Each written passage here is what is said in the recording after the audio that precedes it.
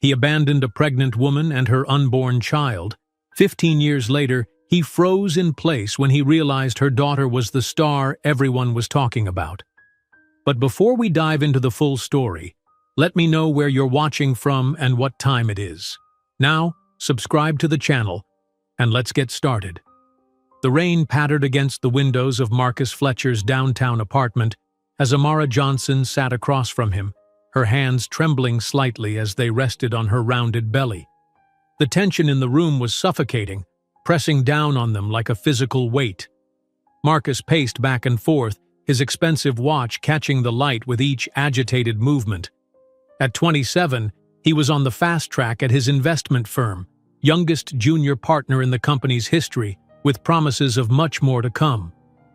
"Are you absolutely sure?" he asked for the third time, his voice strained. Amara nodded, her long braids shifting with the movement.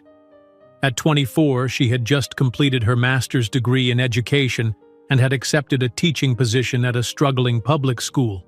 Her dream job, the culmination of years of hard work and sacrifice. "I'm 8 weeks along," she said quietly. "I took 3 tests." Marcus stopped pacing and stared out the window at the city lights blurred by raindrops. Their relationship had been intense but brief, 4 months of passion that had seemed to promise something more, until now. "This wasn't supposed to happen," he muttered, more to himself than to her. "We were careful." "Nothing is 100% effective," Amara replied, her voice steady despite her racing heart.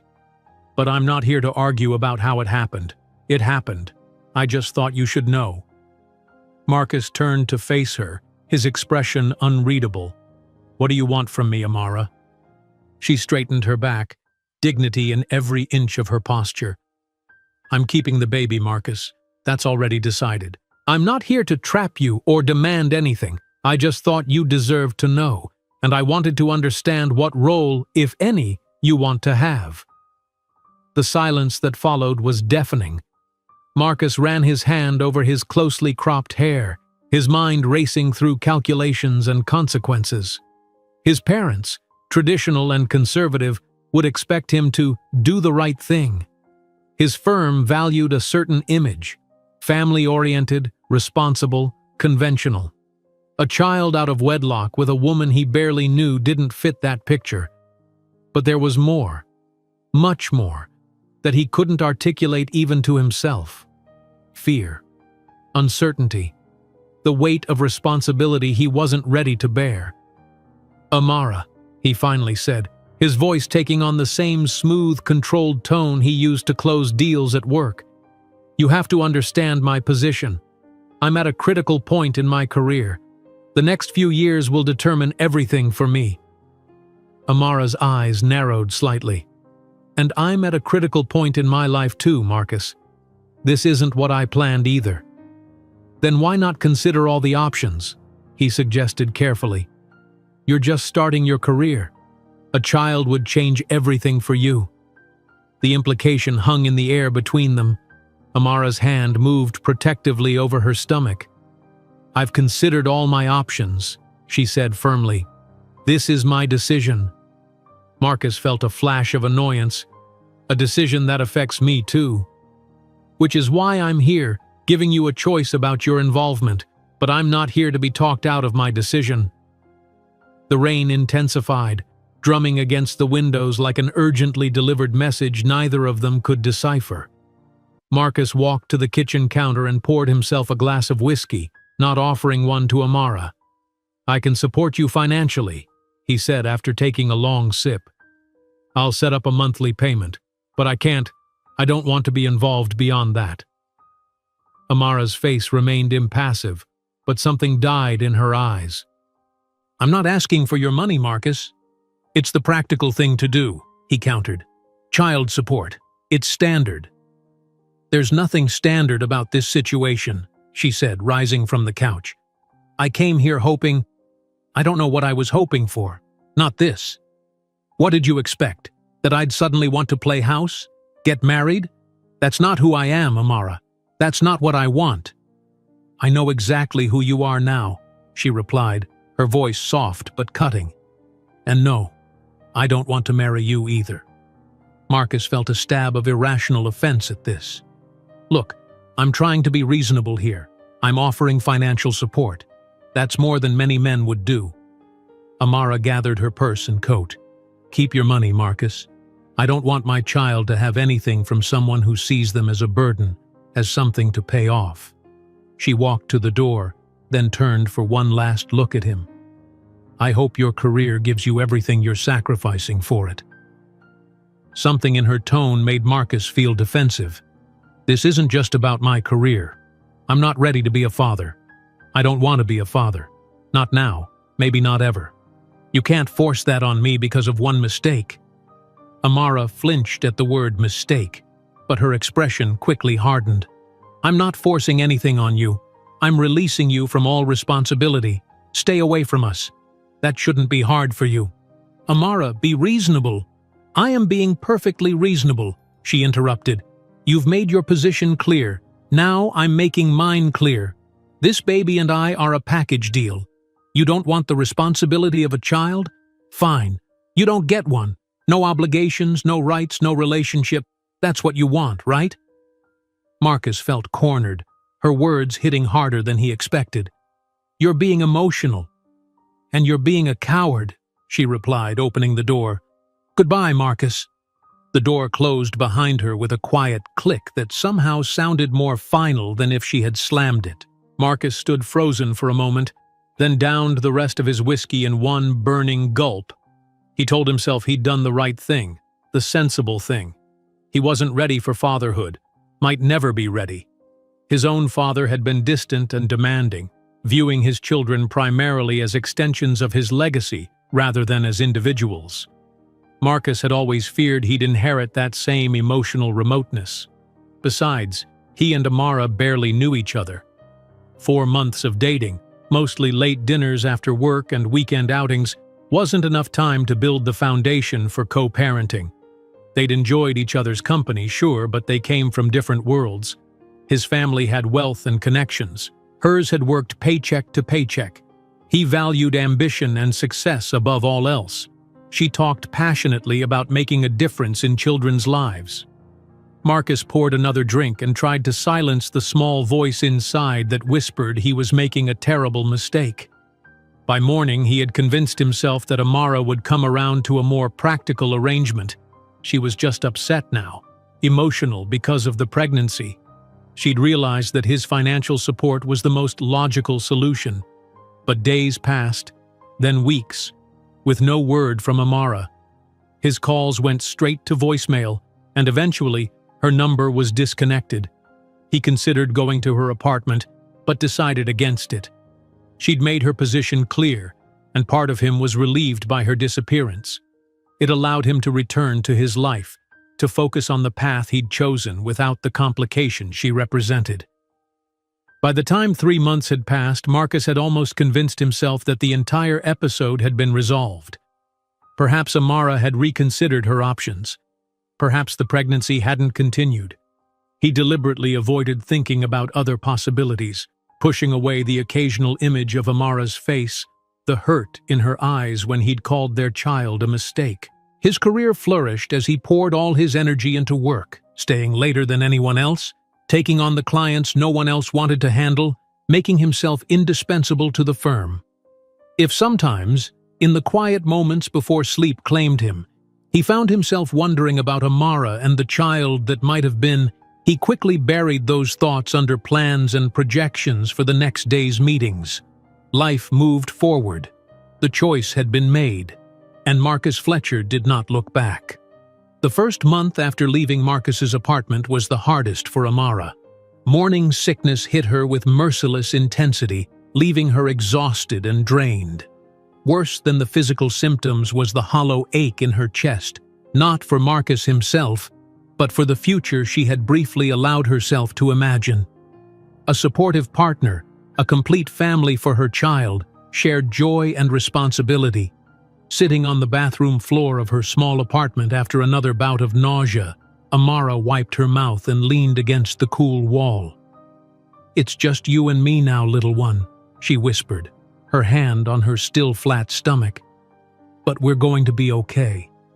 She hadn't told anyone about the pregnancy yet, not even her mother. Yvonne Johnson had raised Amara and her two brothers alone after their father walked out when Amara was just 7. She had worked 2 jobs to keep them fed, clothed, and in decent schools, sacrificing her own dreams to give her children opportunities. Amara dreaded disappointing her mother, who had been so proud when Amara became the first in their family to earn not just a bachelor's degree but a master's as well. When she finally gathered the courage to visit her mother's small house in the suburbs, Yvonne took one look at her daughter's face and knew something was wrong. "What is it, baby?" she asked, ushering Amara into the kitchen where a pot of her famous gumbo was simmering. The familiar smell brought tears to Amara's eyes. "Mama, I'm pregnant," she blurted out, unable to find a gentler way to break the news. Yvonne's wooden spoon clattered against the side of the pot. She stared at Amara for a long moment before asking, "That investment banker boy?" Amara nodded, tears spilling down her cheeks. "He doesn't want to be involved. Says he's not ready, that it would complicate his career." Yvonne's expression hardened. Men and their careers. Always an excuse. She turned down the heat under the gumbo and came to sit beside her daughter, taking Amara's trembling hands in her own work-roughened ones. "And what do you want, Amara?" "I want this baby," Amara answered without hesitation. "I know the timing isn't ideal, and I know it's going to be hard, but—" She placed a hand on her abdomen. "This is my child, Mama. I already love them." Yvonne's eyes softened. "Then that's all that matters." She squeezed her daughter's hands. "And you're not alone. You hear me? You will never be alone in this." The relief of her mother's acceptance broke something open inside Amara, and she sobbed against Yvonne's shoulder like she hadn't since she was a little girl. Her mother held her, rocking gently and murmuring reassurances until the storm of emotions passed.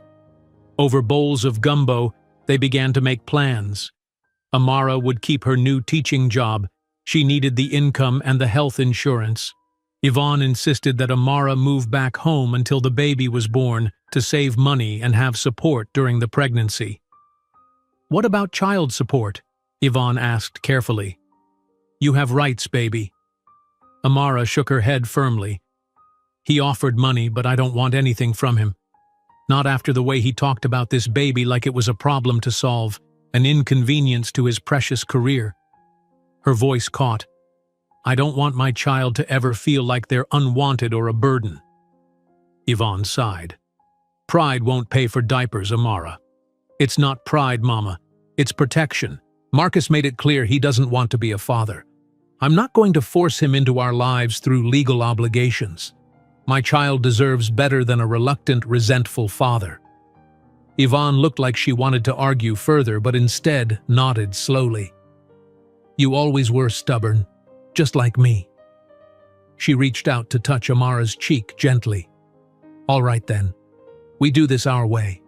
But if you ever change your mind—" "I won't," Amara said with quiet determination. "We're going to be fine." The weeks passed, and Amara's pregnancy progressed. She started her new job at Westside Elementary, a school in one of the city's most underserved neighborhoods.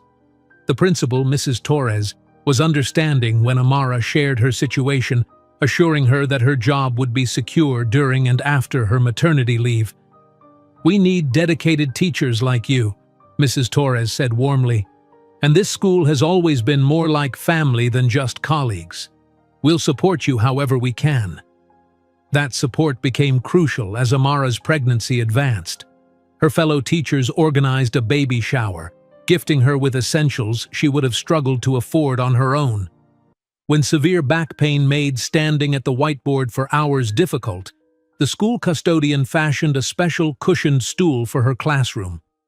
The school nurse checked her blood pressure daily during the last trimester. At home, Yvonne converted her sewing room into a nursery, painting the walls a soft yellow and setting up the crib that had once held Amara and her brothers. Amara's older brother James, now a contractor, fixed up the house on weekends, ensuring everything was safe and functional for the baby's arrival. Her younger brother Dion, still in college, sent his textbook money home with a note saying, "My niece or nephew needs it more than I do." "See?" Yvonne said one evening as they folded tiny onesies together. "You're not doing this alone." Amara nodded, grateful beyond words for her family's support. But sometimes, late at night when the house was quiet, she would feel a crushing wave of anxiety. Could she really do this? Be both mother and father to her child? Provide not just the necessities but the opportunities, the guidance, the love that every child deserved? In those moments of doubt, she would place her hands on her growing belly, feeling the reassuring movements of the life within. "We're going to prove him wrong," she would whisper fiercely. "We're going to be more than fine. We're going to be extraordinary." The birth came 2 weeks early, on a stormy April night that mirrored the night she had told Marcus about the pregnancy. After 14 hours of labor, Amara held her daughter for the first time. 7 pounds, 3 ounces of perfection with a head full of dark curls and eyes that, when they briefly opened, seemed to hold all the wisdom of the universe. "Zora," Amara whispered, her heart expanding with a love so powerful it took her breath away. Zora Yvonne Johnson, named for Zora Neale Hurston, whose books had sustained Amara through difficult times, and for the grandmother who stood beaming at the bedside, tears streaming down her face. "She's beautiful, baby," Yvonne said, gently touching the newborn's tiny fingers. "Perfect in every way." As Amara gazed at her daughter, the lingering pain and resentment toward Marcus began to fade. How could she regret anything that had led to this miracle in her arms?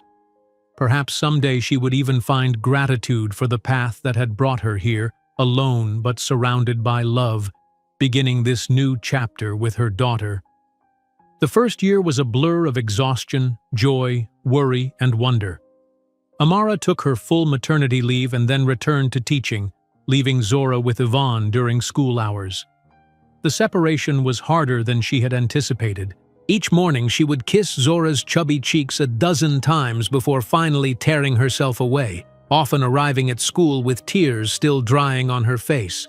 But she found unexpected fulfillment in her dual roles. In her classroom, she channeled her maternal instincts into creating a nurturing environment for her students, many of whom came from difficult home situations. And at home, she applied her teacher's patience and creativity to parenting, reading to Zora for hours, singing educational songs, creating sensory activities that delighted her curious daughter. As Zora grew from infant to toddler, Amara began to save diligently. Living with her mother had allowed her to build a modest nest egg, and by the time Zora was approaching her second birthday, Amara had enough for a down payment on a small house not far from her mother's, in a neighborhood with decent schools and safe parks. "Your own place," Yvonne said proudly when Amara signed the closing papers. "You did this yourself." "Not entirely myself," Amara corrected, hugging her mother. "I couldn't have done any of this without you." The little house became a haven, the place where Zora took her first steps across the living room floor, where she spoke her first full sentence, "Mama, book please," where Amara would collapse exhausted each night, only to wake before dawn to prepare for another day of teaching, parenting, and building the life she wanted for her daughter. There were moments, especially on milestone days like Zora's first day of preschool, when Amara would feel a pang of sadness that Marcus wasn't there to witness their daughter's growth. Not for her own sake, she had long since moved past romantic feelings for him, but for Zora's. Every child deserved to be cherished by both parents. But these moments of melancholy were fleeting, quickly replaced by pride in what she and Zora were building together. Their little family of 2 was thriving against the odds. And as challenging as single motherhood was, Amara wouldn't have traded it for anything in the world. By the time Zora turned 5, Amara had settled into a rhythm that, while demanding, brought her immense fulfillment. Her daughter was thriving, precocious, compassionate, and curious about everything. Zora had inherited Amara's love of books and would sit for hours flipping through picture books, making up stories to match the illustrations before she could even read the words. "Mama, when I grow up, I want to write books that tell stories nobody's ever heard before," Zora announced one evening as Amara braided her hair for bedtime. "I believe you will, sweetheart," Amara replied, her heart swelling with pride. "You have so many wonderful stories inside you." At school, Amara's dedication was beginning to bear fruit. Her innovative teaching methods had attracted attention, and she had been asked to lead professional development sessions for other teachers in the district. The additional income was welcome, allowing her to start a college fund for Zora and occasionally splurge on small luxuries like dance classes for her daughter and a reliable used car for herself. It was during one of these professional development sessions that Amara met Dr. Eleanor Winters, the superintendent of a nearby charter school network known for its progressive approach to education. "Your passion is evident," Dr. Winters told her after observing Amara's presentation on culturally responsive teaching strategies. "We need educators like you at Horizons Academy. Would you consider applying for our curriculum development director position? It's opening up next month." Amara was stunned. The position would mean a significant salary increase, more regular hours, and the chance to impact educational policy beyond a single classroom. But it would also mean leaving the school where she had built relationships and community. "I'm not sure I'm qualified," she admitted. "I've only been teaching for 6 years." "Sometimes fresh perspectives are exactly what's needed," Dr. Winters countered. "Just think about it." That night, after Zora was asleep, Amara called her mother to discuss the opportunity. "It sounds perfect for you," Yvonne said without hesitation. "You've always had bigger dreams than one classroom could hold." "But it's a risk," Amara worried. "What if I'm not ready? What if it doesn't work out?" "Then you'll find something else," her mother said simply. "You always do. That's who you are, Amara. You find a way forward no matter what." Bolstered by her mother's confidence, Amara applied for the position. The interview process was rigorous, culminating in a presentation to the school board where she outlined her vision for a curriculum that integrated academic excellence with social-emotional learning and cultural awareness. When the offer came, it exceeded her expectations, not only in compensation but in the scope of the role and the resources she would have at her disposal. With a mixture of excitement and trepidation, Amara accepted. The transition wasn't without challenges. The learning curve was steep, and the politics of educational administration were more complex than she had anticipated. There were nights when she questioned her decision, exhausted from juggling her new responsibilities with single motherhood. But Zora, now in kindergarten and flourishing, became her touchstone. Whenever Amara felt overwhelmed, she would look at her daughter, this remarkable little person who approached life with such enthusiasm and resilience, and find renewed purpose. "You're doing a great job, Mama," Zora would tell her, with all the certainty of a child who believed her mother hung the moon and stars. "You're helping all the kids learn good stuff." By the time Zora was 7, Amara had found her footing in her new role. Under her guidance, Horizons Academy implemented innovative programs that gained recognition beyond their district. A literacy initiative she developed was featured in a national education journal, bringing attention and additional funding to the school. Dr. Winters, now a mentor and friend, encouraged Amara to pursue a doctorate in educational leadership. "You have the potential to transform not just classrooms, but entire educational systems," she told Amara over coffee one afternoon. "Don't limit yourself." With Dr. Winters' support, Amara arranged a schedule that allowed her to work, parent, and study. The juggling act became even more complex, but Amara discovered reserves of energy and determination she hadn't known she possessed. Zora, now old enough to understand the significance of her mother's pursuits, became Amara's biggest cheerleader. "We're both students now," she would say proudly, setting up her homework beside Amara's textbooks at the kitchen table. "Study buddies forever." Through it all, Amara never sought any contact with Marcus. She had meant what she said that rainy night in his apartment. She wanted nothing from him, not his money, not his presence, not even his acknowledgement. In her mind, he had forfeited any right to be part of their lives when he had rejected them so completely. When Zora began to ask questions about her father around age 8, spurred by Father's Day activities at school and friends who had 2 parents, Amara was honest but measured in her responses.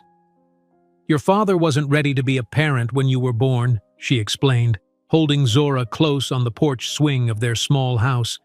"Sometimes grown-ups make choices based on what they think is best for themselves at the time." "Did he ever want to meet me?" Zora asked, her brown eyes serious.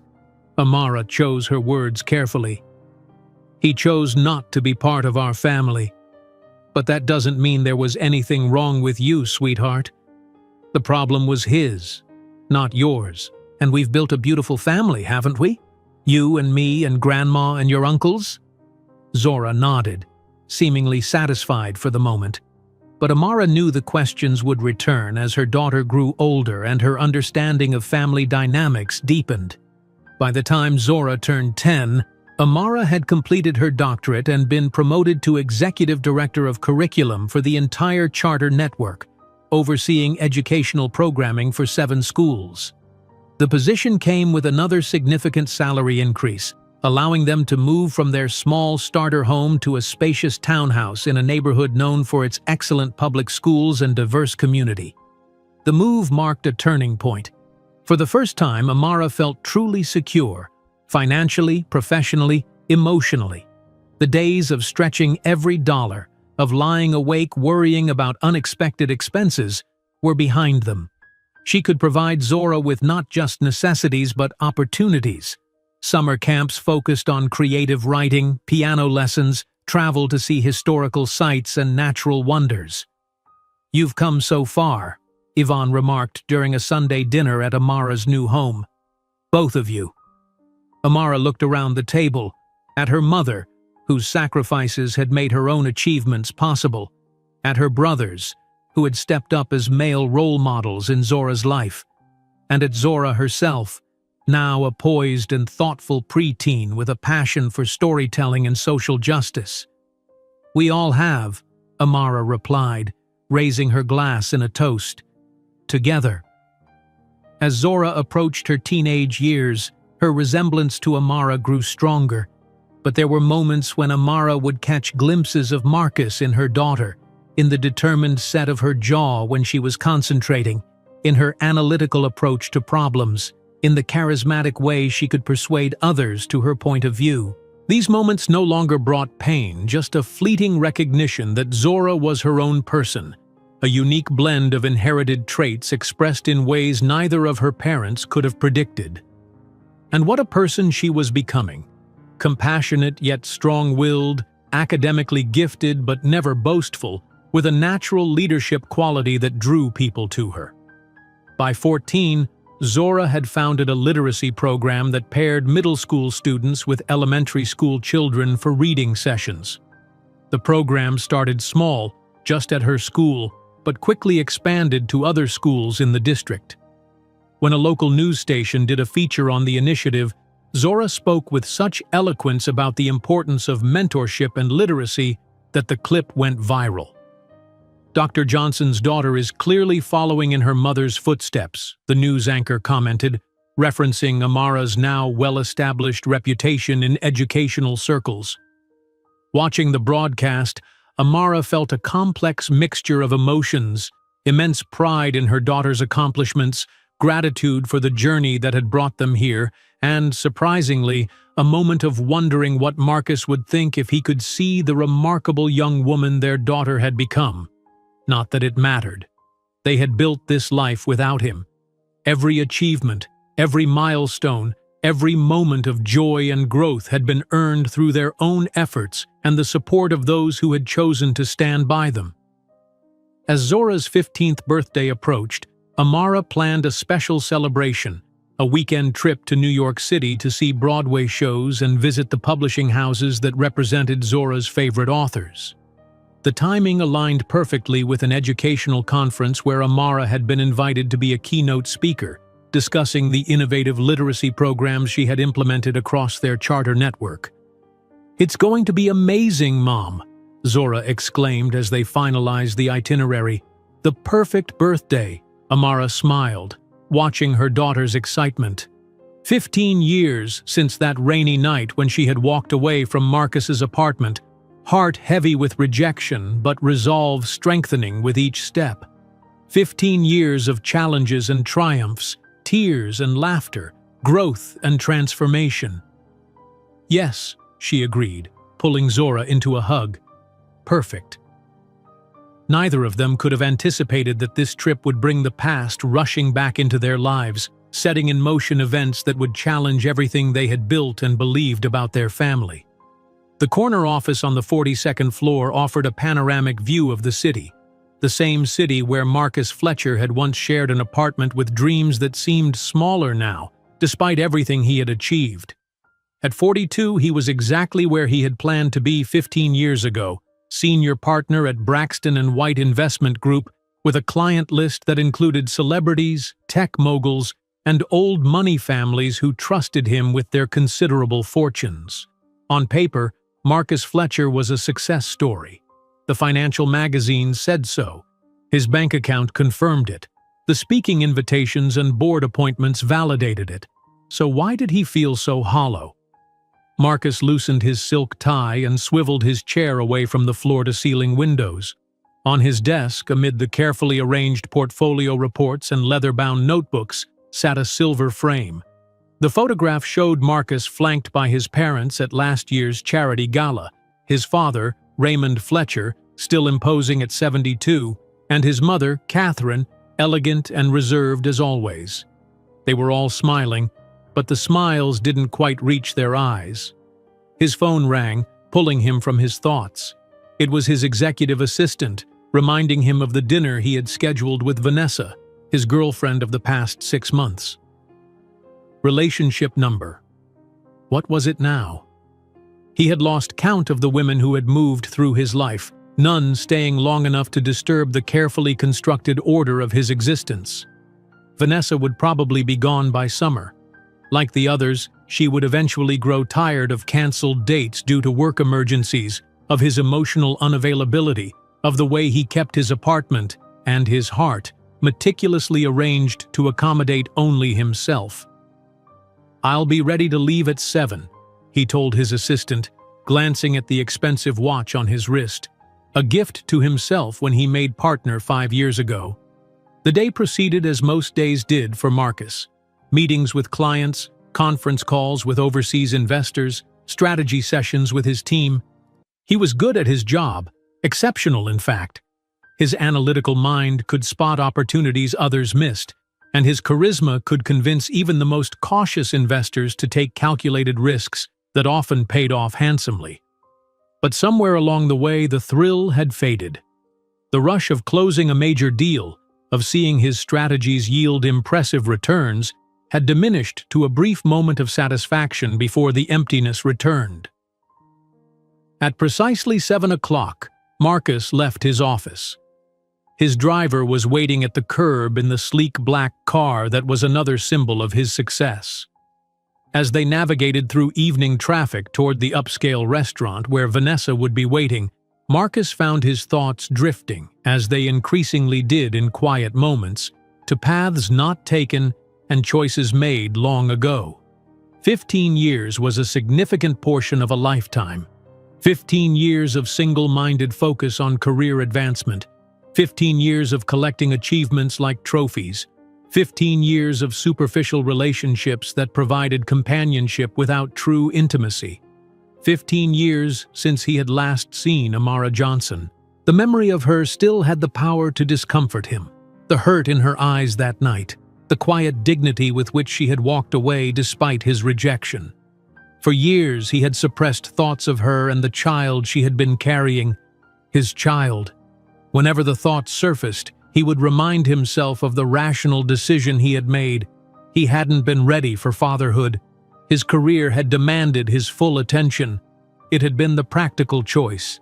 But lately, These justifications rang hollow. At 42, with all the trappings of success surrounding him, Marcus found himself plagued by the question, what if? What if he had made a different choice that night? What if he had found the courage to step into the unknown, to embrace the responsibility of fatherhood alongside Amara? What kind of father might he have become? What kind of man? The car stopped in front of the restaurant, its facade glowing warmly in the evening light. Through the window, Marcus could see Vanessa already seated at their regular table, elegant in a fitted black dress, checking her phone with a slightly impatient expression. "We've arrived, Mr. Fletcher," his driver announced unnecessarily. "Thank you, James," Marcus replied, gathering himself. "I'll call when I'm ready to leave." Dinner with Vanessa followed its usual script: discussion of their respective workdays, gossip about mutual acquaintances, plans for an upcoming charity event where they would make an appearance as a couple. Vanessa was beautiful, intelligent, and ambitious, a corporate attorney whose schedule was as demanding as his own. On paper, they were perfectly matched. "You're distracted tonight," she observed as their entrees arrived. "Another big deal in the works?" Marcus offered a practiced smile. "Just the usual market fluctuations. Nothing to worry about." She accepted his vague explanation, moving the conversation to her own work challenges. Marcus listened, or at least appeared to, while his mind continued its traitor's path back to the past. He had looked for Amara once, about 6 months after their final encounter. Pride and uncertainty had kept him away initially, but eventually, curiosity and a vague sense of responsibility had driven him to her apartment building. The landlord informed him that she had moved out months earlier, leaving no forwarding address. He could have hired a private investigator to find her. It would have been easy with his resources, but he had taken her absence as a sign, a confirmation that she had meant what she said about wanting nothing from him. Perhaps she had terminated the pregnancy after all. Perhaps she had moved on with someone else who had embraced the role he had rejected. Either way, he had let it go, focusing on the path he had chosen. As the years passed, that decision, like many in his life, had calcified into an immutable fact. He didn't think about Amara often. He didn't allow himself to wonder about the child who would now be a teenager. If the pregnancy had continued, if the child had been born healthy, if... "Marcus," Vanessa's voice cut through his reverie. "Did you hear anything I just said?" "I'm sorry," he apologized, forcing himself back to the present. "It's been a long day." Vanessa's perfectly manicured nails tapped against her wine glass. "I was saying that my firm is handling a major educational conference next month. The keynote speaker is some hotshot educational consultant who's revolutionizing literacy programs in urban schools." She shrugged. "Not usually our type of client, but the conference is sponsored by the Warrington Foundation, so..." Marcus nodded, only half listening as Vanessa continued to detail her firm's involvement with the conference. His thoughts had already drifted again, this time to a more immediate concern: the growing realization that he was profoundly dissatisfied with his life. It wasn't a midlife crisis exactly. He wasn't tempted to buy a sports car or start dating women half his age. His discontent was deeper, more existential. He had achieved everything he had set out to accomplish professionally, but the success felt meaningless. He had amassed wealth, but had no one with whom to share it in any meaningful way. His parents were proud of his achievements, but remained as emotionally distant as they had been throughout his childhood. And despite the string of relationships, none had progressed to the point where he could envision a shared future, a family, a legacy beyond spreadsheets and investment portfolios. "You're impossible tonight," Vanessa said, setting down her fork with a soft clink. "What's really going on with you?" Marcus considered deflecting again, but found himself too weary for the pretense. "I've been thinking about choices, about paths not taken." Vanessa raised a perfectly arched eyebrow.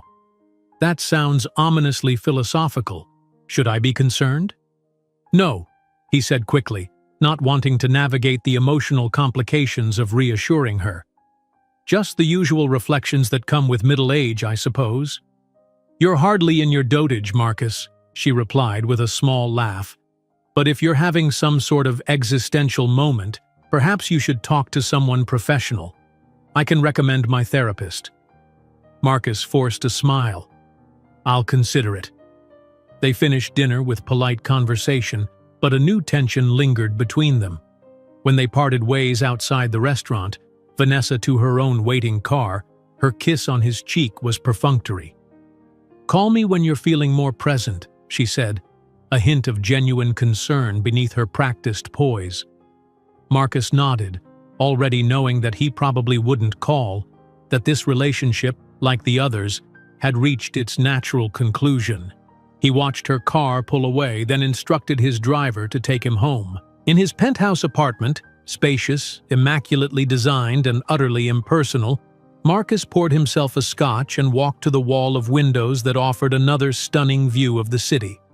Lights twinkled in the darkness, each one representing lives being lived, families sharing meals, children being tucked into bed, relationships deepening through shared moments of joy and challenge. Somewhere out there, did a 15-year-old exist who shared his DNA? A teenager with his analytical mind or his mother's artistic talent? Did this child, his child, ever wonder about him? The father who had chosen career ambition over family? The thought, once allowed to surface fully, would not be suppressed again. It expanded in his consciousness, demanding attention, insisting on reckoning. Marcus took a long sip of scotch, feeling the familiar burn in his throat. He had spent 15 years running from this moment of truth, burying it under achievements and acquisitions. But standing alone in his pristine apartment, surrounded by the evidence of his success, Marcus Fletcher finally admitted to himself that he had made a devastating mistake. The realization came not as a sudden epiphany, but as the quiet culmination of years of unacknowledged regret. He had chosen wrong. And now, at 42, he was living with the consequences. Wealth without purpose, achievement without meaning, relationships without depth. Marcus set down his glass and reached for his phone. It was time to find Amara Johnson and the child he had rejected. Not to disrupt their lives or to claim rights he had forfeited, but to acknowledge the truth and perhaps, if they were willing, to offer something more than the financial support he had once believed was sufficient. It was time to face the greatest failure of his meticulously planned life. New York City embraced Amara and Zora with its characteristic energy, vibrant, chaotic, exhilarating. Their hotel, a boutique establishment in Midtown, offered the perfect base for their weekend adventures. Zora had spent the morning of her 15th birthday bouncing between the window and her suitcase, too excited to settle on which outfit to wear first. "Mom, can we go to the Strand bookstore today, before your conference stuff starts?" Zora asked, her long braids swinging as she turned from the window. She had styled her hair herself for the trip, incorporating blue beads that caught the light when she moved. Amara smiled at her daughter's enthusiasm. "Absolutely. The welcome reception isn't until 6, so we have the whole day to ourselves." "Best birthday ever," Zora declared, finally selecting an outfit. A stylish but comfortable ensemble that reflected her developing sense of style, creative yet practical, just like her personality. They spent the morning exploring the famous bookstore, where Zora filled a basket with novels, poetry collections, and writing guides. Amara watched her daughter navigate the towering shelves with confidence, occasionally bringing books for Amara's opinion but mostly trusting her own literary instincts. "You've raised quite the impressive young woman," commented a bookstore employee who had been helping Zora find specific titles. "Most teenagers her age are glued to their phones, not discussing comparative literature." "She's always been her own person," Amara replied with pride. "Books have been her passion since before she could read them." After the bookstore, they enjoyed lunch at a small cafe, followed by a leisurely walk through Central Park. The spring day was perfect. Warm sunshine tempered by a gentle breeze, the park's trees displaying their fresh green foliage. "I could live here," Zora said, spinning around with her arms outstretched. "I'm going to college in New York, NYU or Columbia, and then I'll become a famous author and have an apartment overlooking the park." Amara laughed. "I have no doubt you'll achieve exactly that if it's what you want." "You don't think I'm being unrealistic?" Zora asked, suddenly serious. "Ms. Pearson said I should be more practical about my future plans." "Ms. Pearson means well," Amara said carefully, referring to Zora's guidance counselor. "But she doesn't know you like I do. You've never let obstacles stop you before. Why start now?" Zora's smile returned, brighter than before. "Thanks, Mom. You always know what to say." As the afternoon progressed, they made their way back to the hotel to prepare for the evening's conference reception. Amara changed into a tailored pantsuit that projected professional confidence, while Zora chose a sophisticated dress that made her look older than her 15 years. "You look beautiful, sweetheart," Amara said, feeling a momentary pang at how quickly her daughter was growing up. "Are you sure you won't be bored at this reception? We could order you room service instead if you'd prefer." "And miss seeing my mom in action?" "No way," Zora insisted. "Besides, you said there might be publishers there. I want to learn how the industry works." Always thinking ahead, always planning. In this, Zora reminded Amara of herself, determined, focused, unwilling to let circumstances dictate her path. The reception was being held in a grand ballroom at a historic hotel near their own. As they entered, Amara was immediately greeted by colleagues and admirers of her work.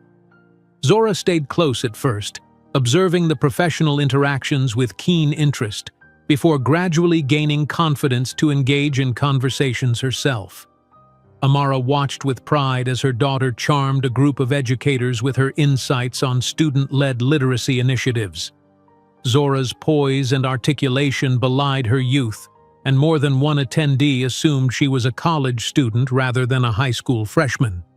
"Dr. Johnson, what a pleasure to finally meet you in person," a woman approached, extending her hand. "I'm Elaine Warrington of the Warrington Foundation. Your keynote tomorrow is the highlight of our program." "The pleasure is mine," Amara replied warmly. "Your foundation's work in educational equity has been groundbreaking." "And who is this impressive young woman?" Elaine asked, turning to Zora. "This is my daughter, Zora. We're combining my conference with her birthday celebration this weekend." "How wonderful! Happy birthday, Zora. Are you following in your mother's educational footsteps?" "I'm more interested in writing and publishing," Zora answered confidently. "But I've learned so much from my mom about the importance of literacy and educational access." "Well, you must meet my husband, Daniel. He sits on the board of Meridian Publishing. Perhaps he can offer some industry insights." Elaine waved across the room to a distinguished man in conversation with several others. "Daniel, come meet Dr. Johnson and her daughter." As Daniel Warrington excused himself from his group and began making his way toward them, Amara's attention was momentarily drawn to a commotion near the entrance. A latecomer had arrived, someone important judging by the reaction of those near the door. Heads turned, whispers circulated. Amara returned her focus to the approaching Daniel Warrington, but Zora was still looking toward the entrance, her expression curious. "That man looks familiar," she murmured. "Where have I seen him before?" Before Amara could respond, Daniel reached them. "Elaine, always pulling me away from boring conversations to meet interesting people," he said good-naturedly, shaking Amara's hand. "Dr. Johnson, your work on inclusive literacy frameworks has been revolutionary. We're honored to have you at our conference." "Thank you for the opportunity to share our results," Amara replied. "And this is my daughter, Zora, who's celebrating her 15th birthday this weekend." "A birthday in New York! How exciting!" Daniel said, turning his attention to Zora. "And you're interested in publishing, I hear." As Zora engaged in conversation with the Warringtons about the publishing industry, Amara became aware of a shift in the room's energy. The important latecomer was moving through the crowd, stopping to greet various attendees, gradually making his way in their general direction. Something about the man's silhouette triggered a distant memory, but Amara dismissed it. In her position, she met countless people at conferences and educational events, likely someone she had encountered professionally at some point. Amara? Amara Johnson? The voice froze her in place. A voice unchanged by 15 years. A voice that had once whispered affection in her ear before speaking words of rejection that altered the course of her life. Slowly, she turned. Marcus Fletcher stood before her, as impeccably dressed as she remembered, though his face now showed subtle signs of age, distinguished lines around his eyes, a touch of gray at his temples. His expression was one of genuine shock, as if he had seen a ghost. "Marcus," she acknowledged, her voice steady despite the thundering of her heart. 15 years of building a life without him, and now here he was, standing in front of her at her daughter's birthday celebration. Their daughter, the daughter he had rejected before she was even born. "I didn't expect... I was told this was an educational conference," Marcus stammered, his usual poise abandoning him. "It is," Amara replied coolly. "I'm the keynote speaker tomorrow." His eyes widened slightly. "You're Dr. Amara Johnson? The educational consultant who developed the Urban Literacy Initiative?" Before she could respond, Zora turned from her conversation with the Warringtons, curious about the newcomer addressing her mother. And in that moment, time seemed to stop. Marcus stared at Zora, his expression shifting from confusion to dawning recognition. The girl before him was the perfect blend of himself and Amara, her mother's warm brown complexion and expressive eyes, but his jawline, his height, even something of his mannerisms in the way she held herself. "Mom?" Zora said, a question in her voice as she sensed the tension. "Zora," Amara said, fighting to keep her voice calm. "This is Marcus Fletcher, an old acquaintance." "Fletcher Investment Group," Zora said suddenly. "That's why you look familiar. Your firm sponsors the business leadership program at my school. You spoke at the launch event last fall." Marcus seemed unable to tear his gaze away from Zora. "Yes," he managed. "That's right." An awkward silence fell, broken by Elaine Warrington. "Marcus is one of our most generous donors," she explained, oblivious to the undercurrents. "His firm manages the Warrington Foundation's endowment." "Very successfully, I might add," Daniel chimed in. "Marcus has a gift for making money grow." Amara felt a hysterical laugh threatening to bubble up. Of all the conferences in all the cities, they had to end up at one funded by Marcus's client. The universe had a twisted sense of humor. "How do you two know each other?" Elaine asked, looking between Amara and Marcus with friendly curiosity. "We dated briefly," Amara said before Marcus could respond. "Many years ago." "Small world," Daniel exclaimed. "Well, we should continue making our rounds. Zora, it was delightful meeting you. Happy birthday again. I've made a note to have our educational publishing director reach out to you about internship opportunities." As the Warringtons moved away, Amara, Marcus, and Zora were left in an island of uncomfortable silence amid the bustling reception. 15, Marcus said quietly, his eyes still on Zora. "You're 15 today." Zora nodded, confusion evident on her face. "Yes." The implication of his words hung in the air. 15 years since that rainy night, 15 years since he had chosen career over fatherhood, 15 years of absence. "Zora, would you mind getting me a glass of water?" Amara asked, needing a moment alone with Marcus. Zora looked between them, clearly sensing that something significant was happening, but nodded. "Sure, Mom." As she walked away, Amara turned to Marcus, her composure maintained through sheer force of will. "What are you doing here, Marcus?" "I told you I didn't know you would be here. The Warringtons are clients. Elaine asked me to attend as a representative of their financial interests." He paused, his eyes following Zora across the room. "Is she... Yes, Amara said simply. She's your biological daughter, the one you wanted nothing to do with. Marcus flinched at her words. Amara, don't, she cut him off. Whatever you're about to say, save it. It's 15 years too late. Please, he said, his voice low and urgent. Can we talk? Privately? Amara glanced toward Zora, who was returning with a glass of water, her expression curious and concerned. This is neither the time nor the place. This is my daughter's birthday celebration and my professional event. I won't have either disrupted. Your daughter, Marcus repeated, a note of pain in his voice. Of course. Mom, is everything okay? Zora asked as she rejoined them, handing Amara the water. Everything's fine, sweetheart, Amara assured her, though her hand trembled slightly as she took the glass. Mr. Fletcher was just leaving. Marcus looked as if he wanted to protest, but after a moment's hesitation, he nodded. It was very nice to meet you, Zora, he said, his voice thick with emotion. Happy birthday. As he walked away, Zora turned to Amara with questions in her eyes. Mom, what was that about? You looked like you'd seen a ghost. Amara took a steadying breath.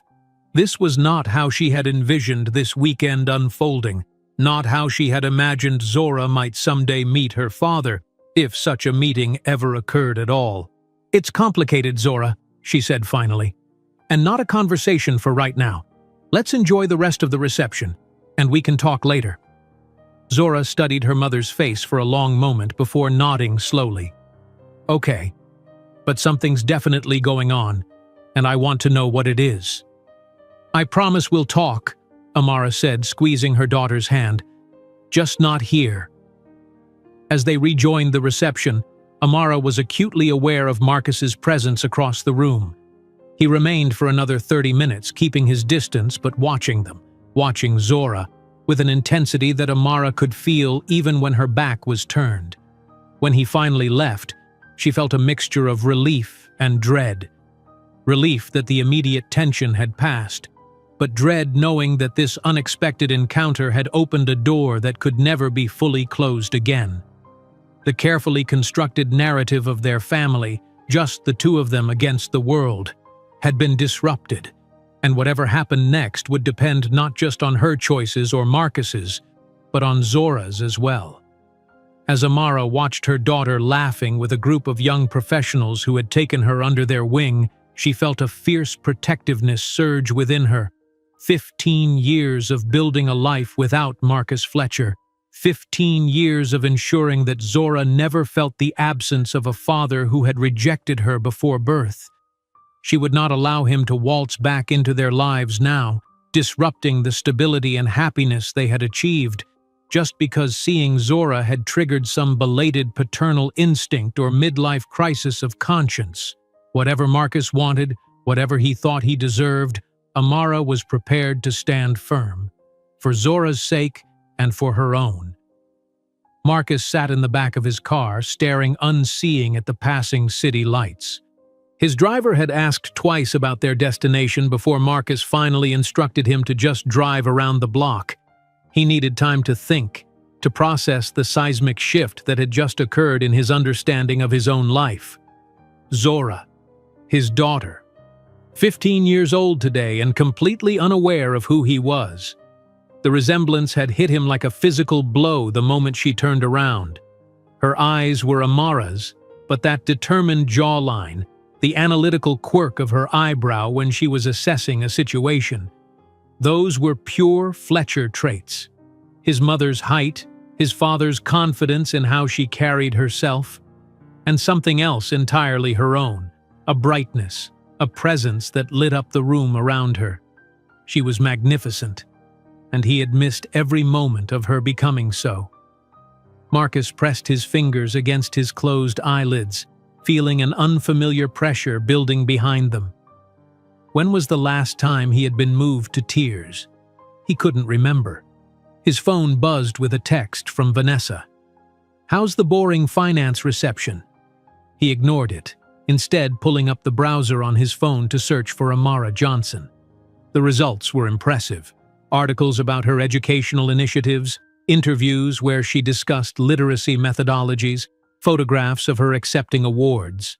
Dr. Amara Johnson, Executive Director of Curriculum for Horizons Charter Network, renowned educational consultant, keynote speaker at conferences nationwide.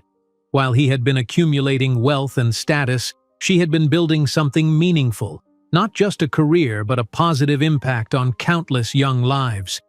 And she had raised their daughter apparently with no support from him, financial or otherwise. The realization filled him with shame. He had offered money, the easiest thing for him to give, and she had refused it, choosing instead the harder path of true independence. Marcus instructed his driver to take him to his hotel, a different one from where the conference was being held. In his suite, he poured himself a drink but left it untouched on the side table as he paced the room. He needed to speak with Amara privately, to explain… What? That he regretted his decision? That seeing Zora had awakened something in him that he hadn't known was missing? Would any of that matter to the woman who had walked away from his apartment 15 years ago and built a successful life without him? After an hour of mental circles, Marcus made a decision. He would attend Amara's keynote address tomorrow, and afterward, he would find a way to speak with her alone. Not to insert himself into their lives, but at least to acknowledge his past mistake and perhaps, if she was willing, to learn more about the daughter he had never known. Morning found him in the conference hotel ballroom, seated near the back as Amara took the stage to enthusiastic applause.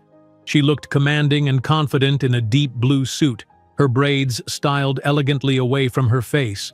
Her presentation was masterful, articulate, passionate, backed by compelling data about the impact of her literacy programs on student outcomes. Marcus found himself genuinely impressed by her expertise and the way she engaged the audience. This was not the same young woman who had sat nervously in his apartment 15 years ago. This was Dr. Amara Johnson, respected authority in her field, moving comfortably in professional circles that likely would have intimidated her younger self.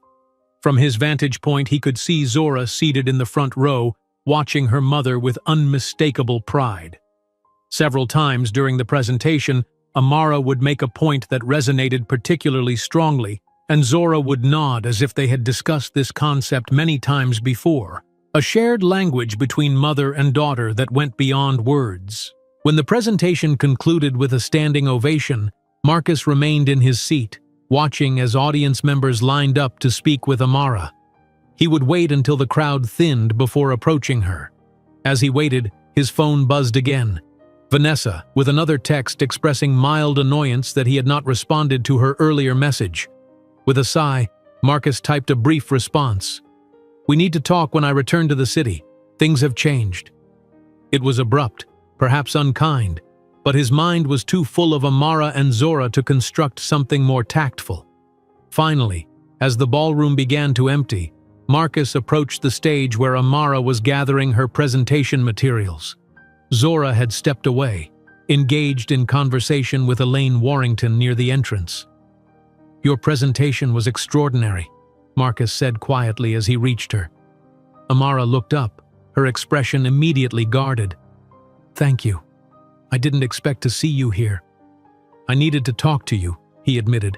"Properly, not in the middle of a reception." Amara glanced toward Zora, then back to Marcus. "I don't think we have anything to discuss, Marcus. What's done is done."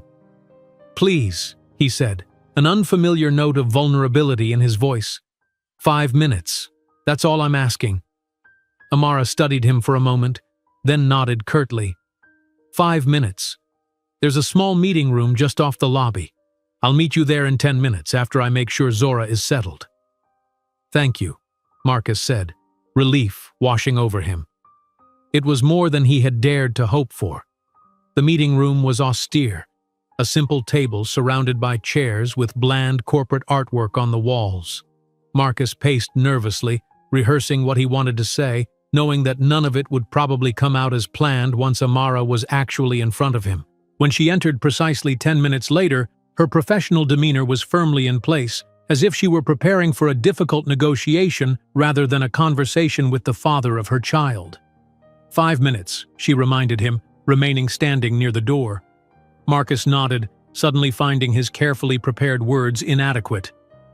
Zora she's remarkable, he said finally. Yes, she is, Amara agreed, her expression softening slightly at the mention of her daughter. She's the best thing that ever happened to me. I can see why, Marcus said. Amara, I know nothing I say now can change the past 15 years, but I want you to know that I've regretted my decision. Not immediately. I was too selfish then to understand what I was throwing away. But over time, the emptiness of the path I chose became clearer. Amara's expression remained carefully neutral. Is that supposed to mean something to me now, Marcus? That you eventually realized you made a mistake? No, he admitted. I don't expect it to change anything for you. You've built an amazing life, a successful career. You've raised an incredible daughter without any help from me. I needed to say it, to acknowledge that I was wrong. Fine, you've acknowledged it.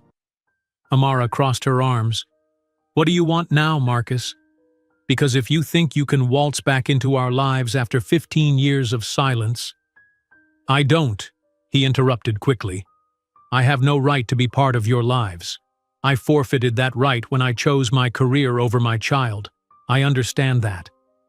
Then what is this about? Marcus took a deep breath. I'd like to know about her. Not to interfere. Not to claim any place in her life that I haven't earned. Just to know who she is. What she likes. What makes her who she is. Amara's guard lowered slightly, confusion replacing some of the defensiveness in her expression.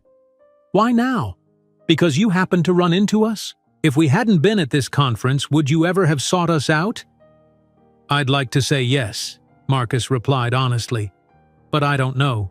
Seeing her, seeing you both, was like waking up from a 15-year sleepwalk through my own life.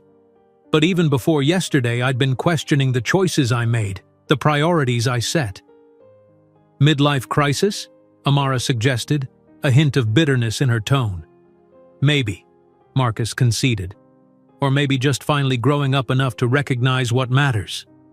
Amara sighed, moving further into the room and leaning against the conference table. What exactly are you asking for, Marcus? Visitation rights?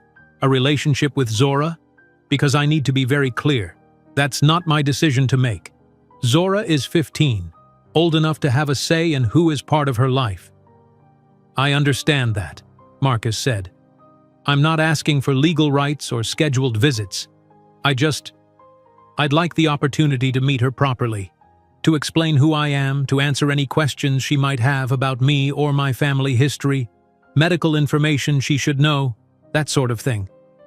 And if she doesn't want that?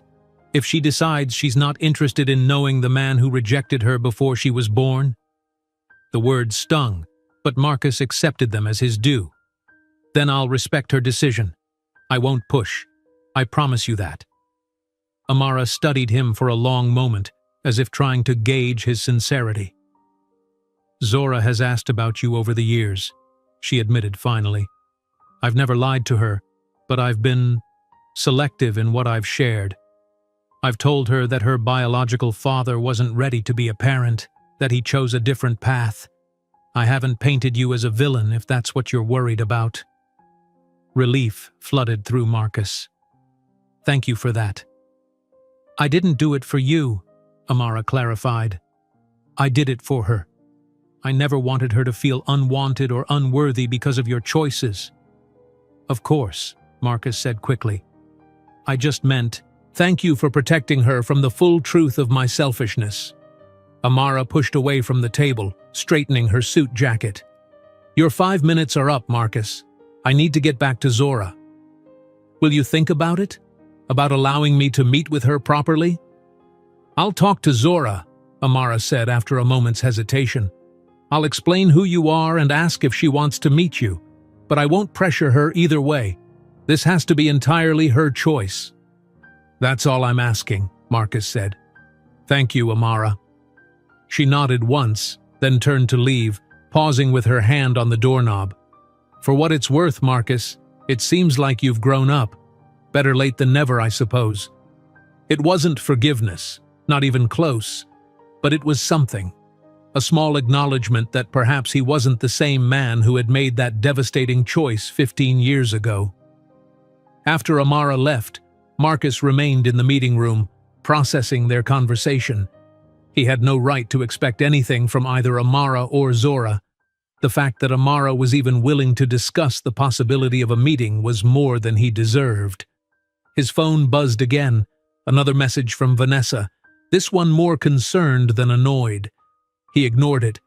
Whatever was happening between them seemed trivial compared to the possibility of meeting his daughter. His daughter. The concept was still stunning, still reshaping his understanding of himself and his place in the world.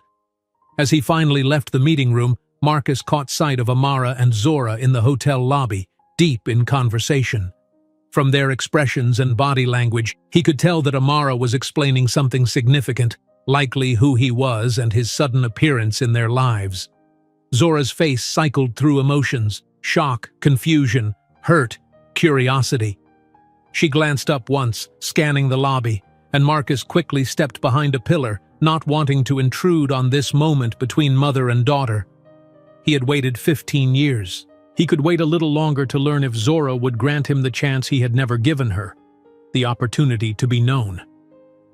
Back in his hotel room, Marcus found himself doing something he hadn't done in years, praying. Not to any specific deity or according to any formal religion, but a simple, desperate plea to whatever powers might be listening that he had not irreparably damaged his chance to know his daughter. Hours passed with no word from Amara. Marcus alternated between pacing his room and sitting motionless, staring at his silent phone. He ordered room service but left the food untouched. He drafted and deleted countless emails to his office, unable to focus on work matters that had seemed so crucial just days ago. As evening approached, he began to accept that perhaps Zora had decided she wanted nothing to do with him. It would be her right, more than her right. He had rejected her. Now she was rejecting him. Poetic justice at its finest. Then, just as the sky outside his window deepened to indigo, his phone chimed with an incoming text from an unknown number. "This is Amara. Zora would like to meet you tomorrow morning. 9 a.m., the cafe in our hotel lobby. Just you and her initially. She has questions. Be honest with her. That's all she wants from you right now." Marcus read the message 3 times, his heart racing. She had agreed to meet him. His daughter wanted to talk to him. With trembling fingers, he typed his reply, "I'll be there. Thank you." Then he set the phone down and did something else he hadn't done in years. He cried. Zora Johnson had always considered herself a fairly level-headed person. At school, she was known for her calm approach to challenges, her ability to think things through before reacting.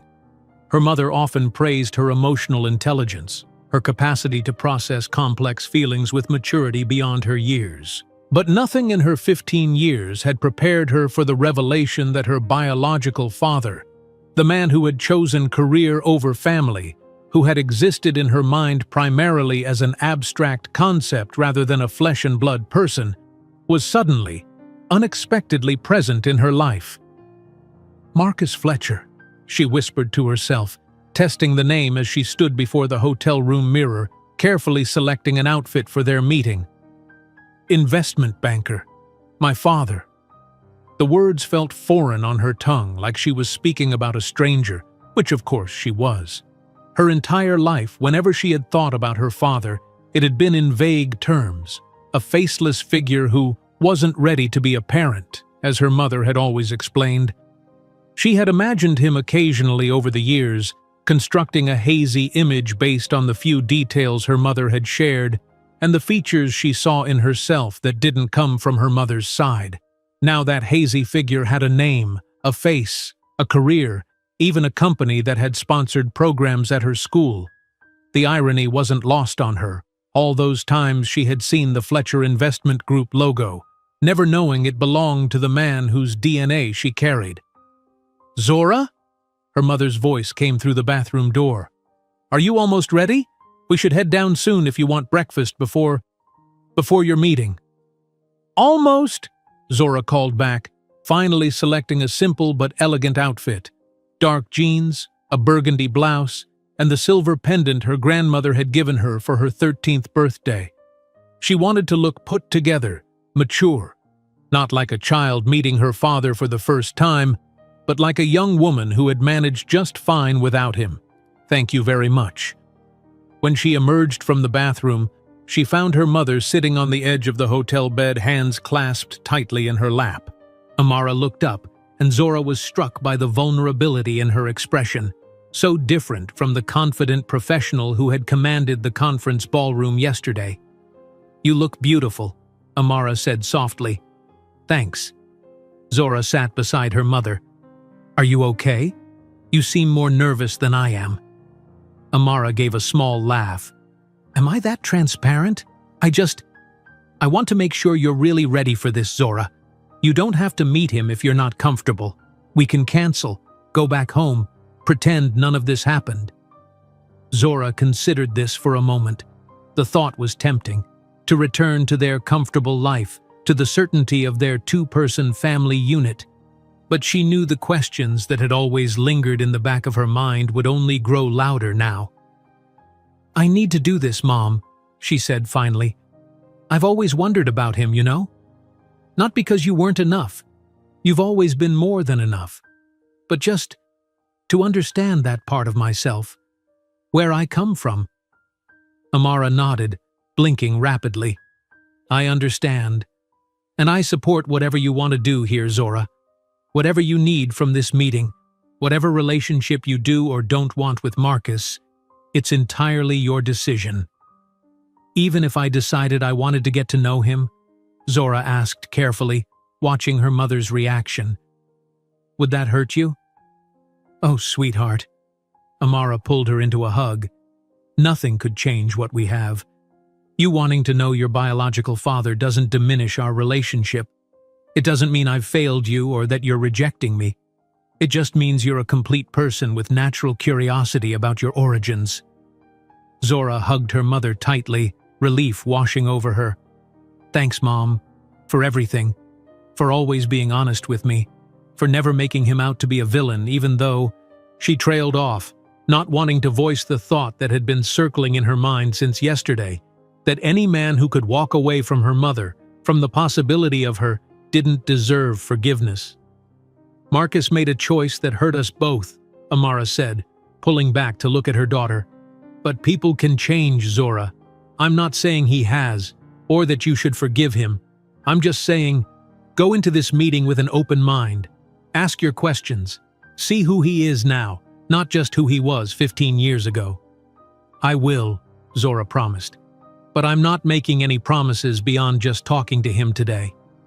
"That's more than fair," Amara assured her. "Now, let's get some breakfast. Whatever happens with Marcus Fletcher, you still need to eat."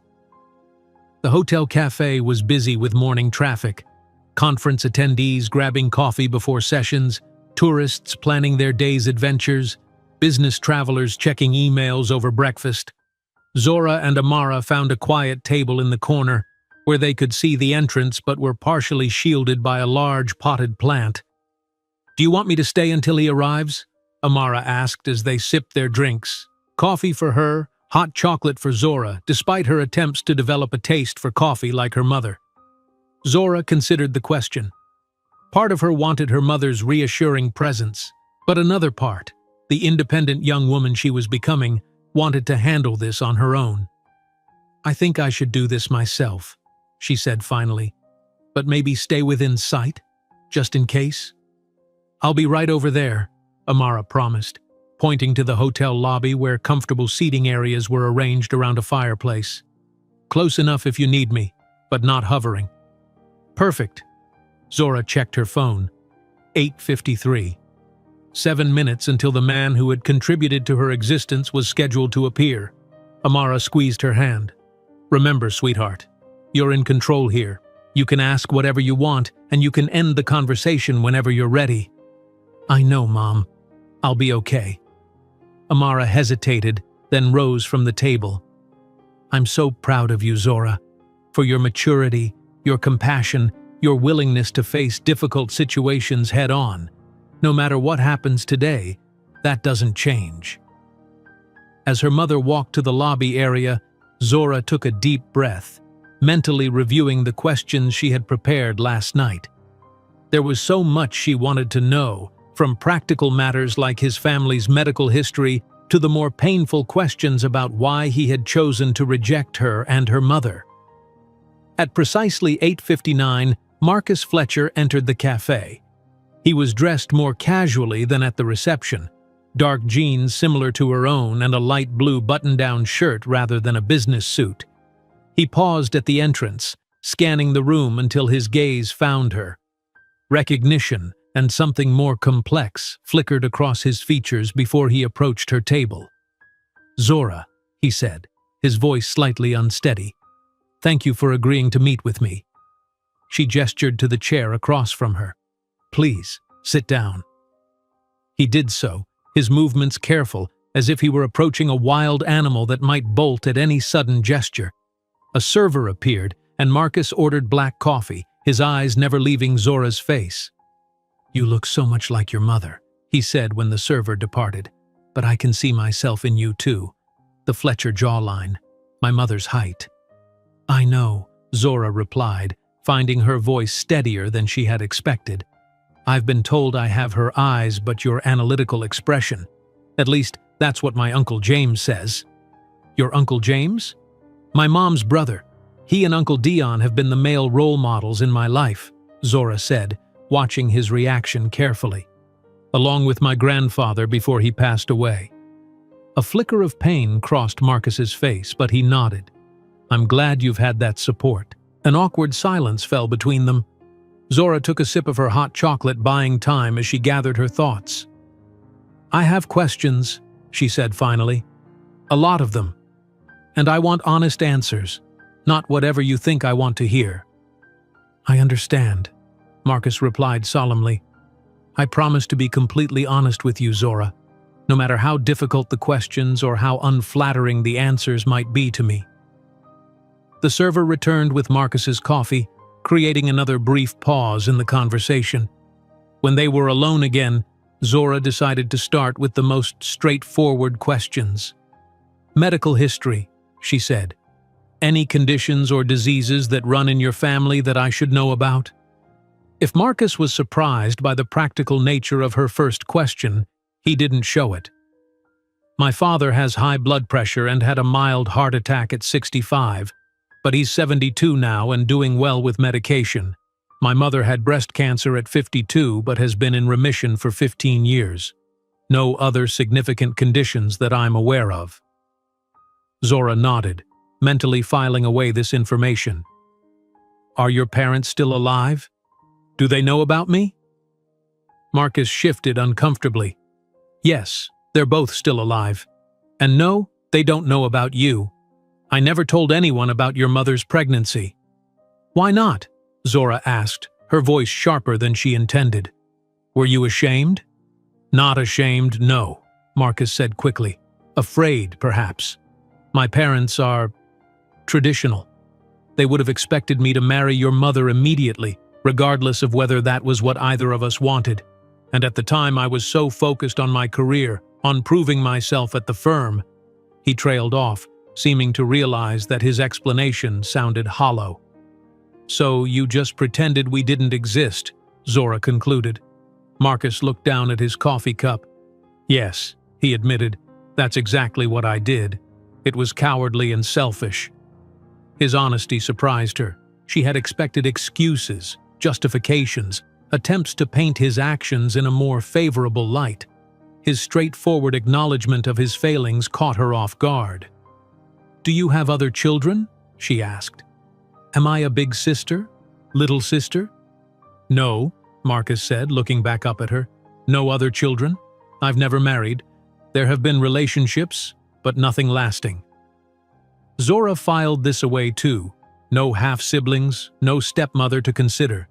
Just Marcus and his parents. Grandparents she had never known. "Why now?" she asked, coming to one of her most pressing questions. "Why are you suddenly interested in meeting me after 15 years of silence?" Marcus took a deep breath. The honest answer is that I've been questioning my life choices for some time now. I've achieved everything I thought I wanted professionally, but found it empty, meaningless. He paused, seeming to choose his words carefully.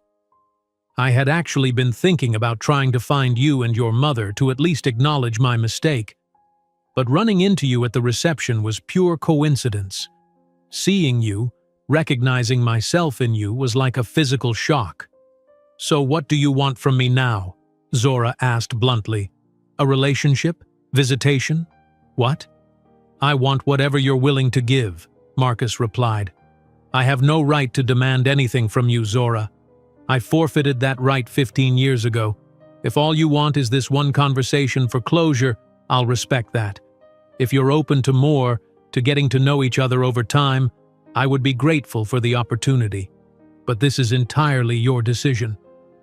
Zora studied him, trying to gauge his sincerity. There was an intensity in his expression, a vulnerability that seemed at odds with the successful investment banker image. I'm angry with you, she said finally, surprising herself with the admission. I've never let myself feel that before. Mom never encouraged me to be angry about not having a father. She always focused on how complete our family was, just the two of us. But sitting here, looking at you, I'm angry. You missed everything. My first steps, my first words, my first day of school, all my birthdays, and not because you couldn't be there, but because you chose not to be. Marcus didn't flinch from her words. You have every right to be angry, he said quietly. I deserve that anger. I missed everything, and those are moments I can never get back. That you can never get back. Having a father present for those milestones. Why should I give you a chance now? Zora demanded, tears threatening despite her determination to remain composed. Why should I let you into my life when you didn't want me in yours? You shouldn't, Marcus said simply. Not for my sake, at least.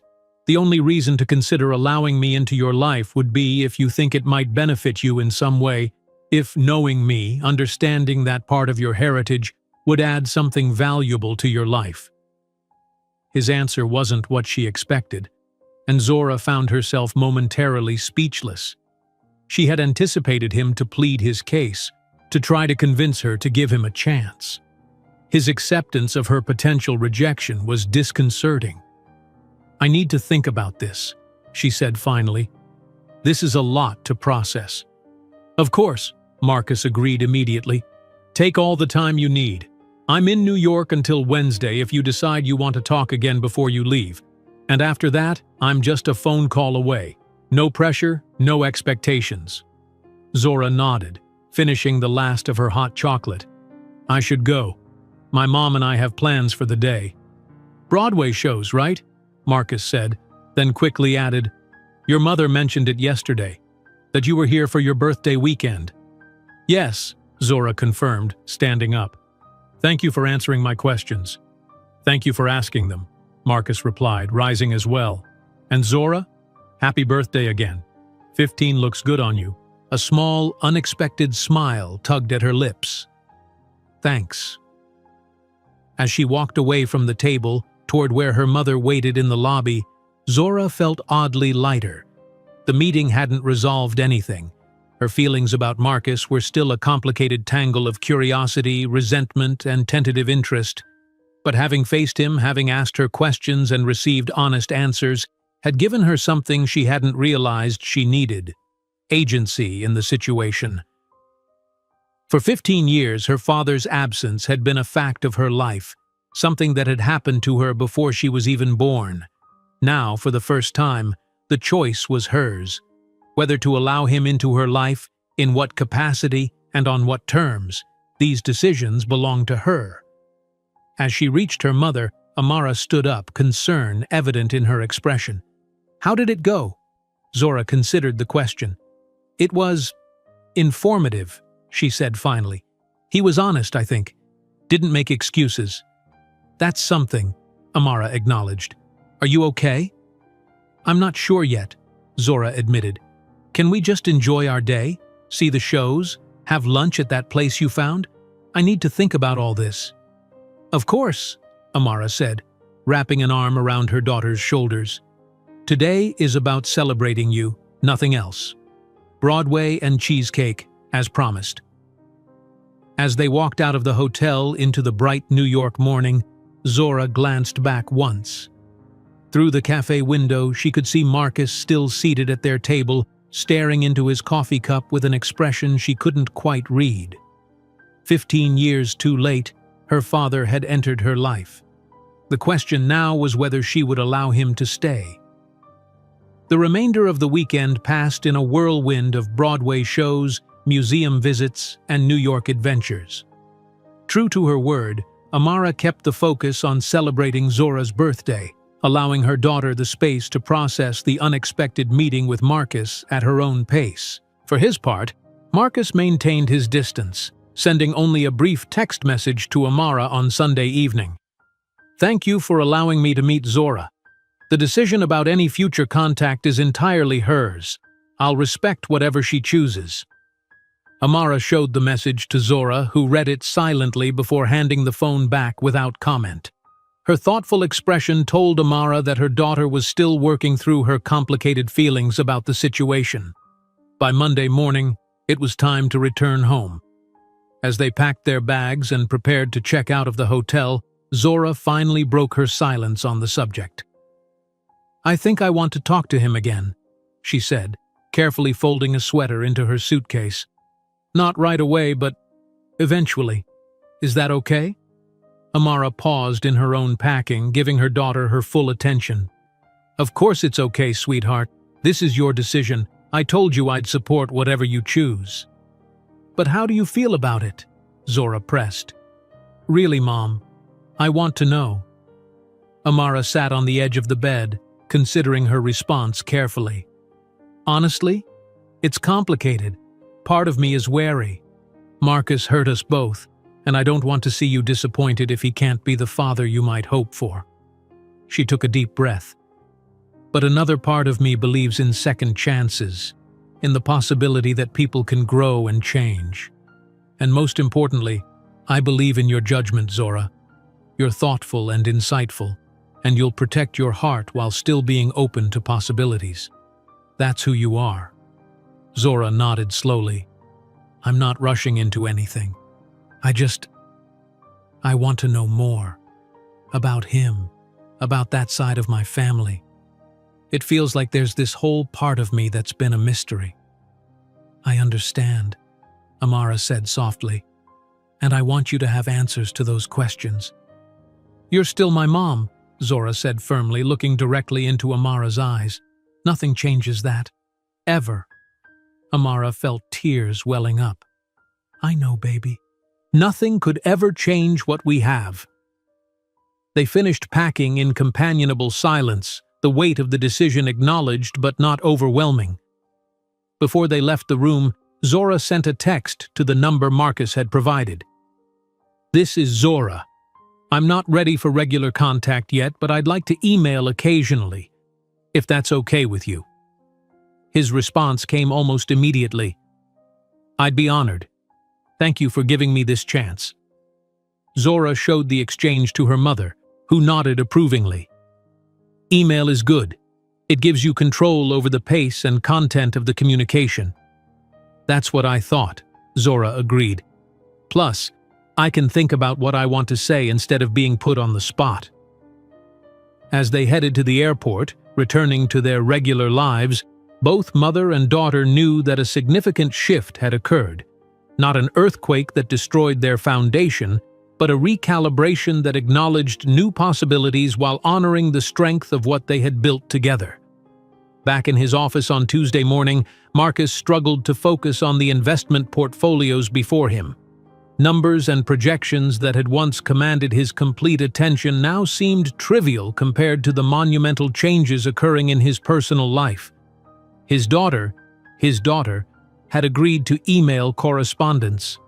It wasn't full forgiveness or acceptance, but it was an opening, a chance he had never expected to receive. "Mr. Fletcher?" His executive assistant's voice came through the intercom. "Your 10 o'clock is here. Send them in." Marcus replied automatically, closing the file he had been attempting to review. The meeting was a blur, something about risk assessments and market projections. Marcus went through the motions, offering analysis and recommendations with professional competence, while his mind continued to circle back to Zora, her intelligent eyes, so like Amara's but with an analytical quality that reminded him of his own mother, the way she had confronted him directly, asking hard questions without flinching, her composure, her eloquence, her determination. "Are we boring you, Marcus?" The question came from Harold Warrington, Elaine's brother-in-law and a major client of the firm. Marcus snapped back to attention. "Not at all. I was just considering the implications of the market shift you mentioned." He smoothly pivoted to a detailed analysis, pulling his focus back to the meeting with effort. When the clients finally departed, Marcus's partner, David Chen, lingered behind. "What's going on with you?" David asked bluntly. "I've never seen you so distracted during a client meeting. Are you ill?" Marcus considered deflecting the question but found himself craving honesty after the weekend's events. "I just discovered I have a 15-year-old daughter," he said simply. David's eyes widened. "Excuse me?" "It's a long story," Marcus sighed. "But the short version is that I made a terrible mistake 15 years ago, and now I'm facing the consequences and the unexpected gift of that mistake." "I had no idea," David said, visibly stunned. "You've never mentioned... all these years?" "I didn't know her," Marcus admitted. "I knew about the pregnancy, but I walked away. Told the mother I wasn't interested in being a father." The words sounded even more callous when spoken aloud in his pristine office, surrounded by the symbols of the success he had prioritized over human connection. "Wow," David said after a moment. "That's not what I expected to hear from you." "It's not something I'm proud of," Marcus replied. "But I met her this weekend. My daughter. She's extraordinary, David. Brilliant, poised, confident. Everything a father could hope for in a child. And I had nothing to do with any of it." David studied his partner's face. "You look different," he observed. "I can't quite put my finger on it, but something's changed." "Everything's changed," Marcus confirmed. "I just don't know exactly what that means yet."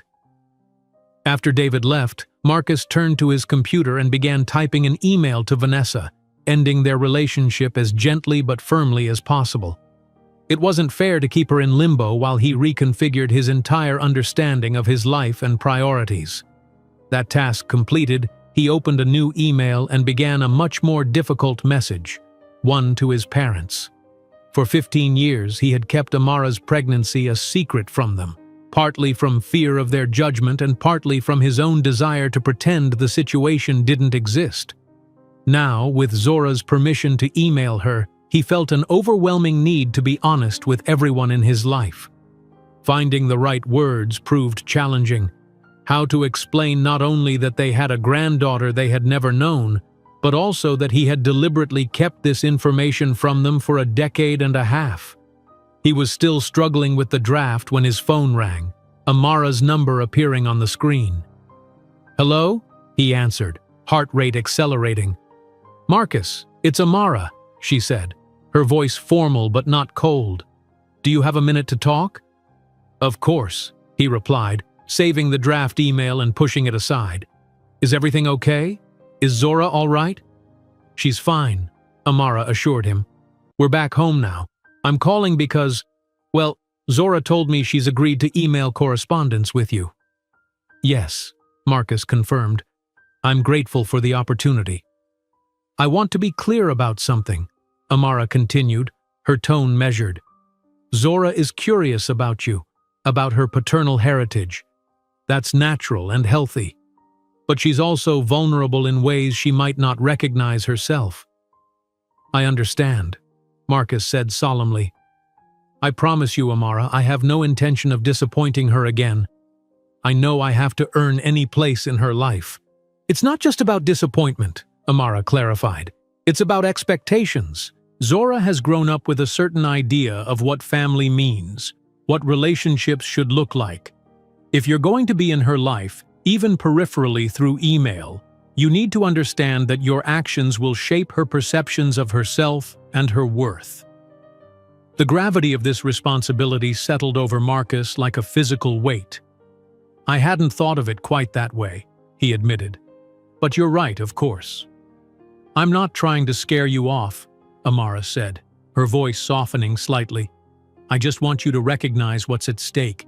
This isn't about alleviating your guilt or satisfying your curiosity. This is about Zora and what's best for her. I know, Marcus said quietly, and I appreciate your directness. I'm trying to approach this with the seriousness it deserves, I promise you. There was a pause before Amara spoke again. There's something else we need to discuss. Practical matters. Of course, Marcus said. Whatever you need. I don't need anything, Amara corrected him firmly. Zora and I have managed perfectly well on our own for 15 years. But if you're going to be in Zora's life in any capacity, we should discuss things like college funds, inheritance considerations, that sort of thing. Marcus felt a flash of hope, not because he wanted to provide financially, but because Amara's willingness to discuss long-term considerations suggested she wasn't entirely opposed to his ongoing presence in their lives. I'd like to set up a trust for Zora, he said immediately, for education and beyond, something substantial that would be hers regardless of how our relationship develops. I'm not looking for your money, Marcus, Amara said firmly. I know that, he replied. You've made that abundantly clear, and I respect it enormously. This isn't about paying you off or buying my way into Zora's life. It's about providing for her future, something I should have been doing all along. Amara was silent for a moment. We can discuss it, she said finally, but any financial arrangements would have to be structured in a way that doesn't create obligations or expectations. I completely agree, Marcus assured her. No strings attached, no conditions. All right, Amara said, sounding slightly less guarded. We can talk more about this later. For now, I wanted to make sure we were on the same page regarding Zora. We are, Marcus confirmed. Her well-being comes first. Always. After the call ended, Marcus sat motionless at his desk, processing the conversation. For 15 years he had avoided responsibility, chosen the path of least resistance. Now he was volunteering for the most significant responsibility imaginable, not just financial support for his daughter, but emotional investment, consideration of how his actions would shape her understanding of herself and relationships. The irony wasn't lost on him. He had rejected fatherhood when it would have meant shared joy, watching Zora grow from infant to toddler to the remarkable young woman she had become. Now he was seeking a paternal role that would involve navigating complex emotions, addressing past hurts, building trust that should have been foundational. And yet, despite the challenges ahead, Marcus felt more purposeful than he had in years. The hollow achievement of career success that had left him empty was now complemented by something with genuine meaning, the possibility of knowing his daughter, of perhaps someday earning a place in her life. He returned to the draft email to his parents, finding the words coming more easily now. He would tell them the truth, all of it, including his own failures and regrets. And he would introduce them to the concept of a granddaughter they had never known, a young woman who might someday be willing to meet them. As he typed, Marcus felt the weight of 15 years of secrets and avoidance lifting. Whatever happened next, whether Zora ultimately welcomed him into her life or decided after their email exchanges that she wanted no further contact, he was finally facing the truth of his choices and their consequences. For the first time in his adult life, Marcus Fletcher was choosing the harder path not because it offered professional advancement or financial reward, but because it was right. Because somewhere in the midst of his carefully constructed success, he had lost sight of what truly mattered. And now, through an unexpected second chance, he had the opportunity to recalibrate his understanding of what made a life worthwhile. His first email to Zora took hours to compose. He wrote and deleted and rewrote, wanting to strike the perfect balance, honest but not overwhelming, interested but not intrusive, open about his past mistakes but not seeking premature forgiveness. Finally, as evening shadows lengthened across his office, he settled on a message that felt right. Dear Zora, thank you for allowing me this communication. I recognize what a gift it is, one I haven't earned and don't take lightly. I thought I might start by telling you a bit about the Fletcher side of your family history, if you're interested. My parents, your grandparents, are Raymond and Catherine Fletcher. Raymond grew up in Connecticut, the son of a high school principal and a nurse. Catherine was raised in Virginia, where her family owned a small publishing company. Perhaps that's where your interest in writing comes from? I've drafted an email telling them about you. I won't send it without your permission, but I wanted you to know that I'm no longer hiding the truth from anyone in my life. If there's anything specific you'd like to know about me or the Fletcher family, please just ask. No question is off limits. I look forward to hearing from you, whenever and if ever you feel comfortable responding. Respectfully, Marcus. He read it over once more, then clicked send before he could overthink it further. The ball was now in Zora's court, as it should be. All he could do was wait, hope, and commit to being worthy of whatever opportunity she might grant him. Marcus shut down his computer and prepared to leave the office. For the first time in years, he wasn't taking work home with him. Tonight, he would sit in his penthouse apartment and really look at the space he had created, the impersonal luxury that had seemed so important but now felt like a hollow achievement compared to the family he had rejected. Tomorrow, he would begin to make changes. Not just in how he approached his potential relationship with Zora, but in how he lived his entire life. It was time to align his actions with what he now recognized as truly valuable. 15 years too late, Marcus Fletcher was finally growing up. The email correspondence between Marcus and Zora began cautiously. Her replies were polite but brief, asking factual questions about family medical history and educational backgrounds. Marcus responded with detailed information, never pushing for more personal connection than she offered. Over the weeks that followed, a gradual shift occurred. Zora's questions became more personal, about his childhood, his interests outside of work, books he had enjoyed at her age. Marcus answered each query thoughtfully, revealing parts of himself that few people in his professional life ever saw. Amara observed this developing correspondence with a mixture of caution and grudging respect for how Marcus was handling the situation. He never overstepped, never presumed a closer relationship than Zora offered, and always copied Amara on their exchanges until Zora explicitly told him this was no longer necessary. "He's being very respectful of my boundaries," Zora commented one evening as she and Amara prepared dinner together, a weekly ritual they both cherished. "I asked about his parents, and he said he still hasn't told them about me because he's waiting for my permission." "That's considerate," Amara acknowledged, chopping vegetables with practiced efficiency. "What do you think about them knowing?" Zora considered the question as she stirred the pasta sauce. "I'm curious about them, but I'm not sure I'm ready to be known by them yet. Does that make sense?" "Perfect sense," Amara assured her. "There's no rush, sweetheart. Take all the time you need." 3 months after their initial meeting, Zora approached her mother with a request that Amara had been both expecting and dreading.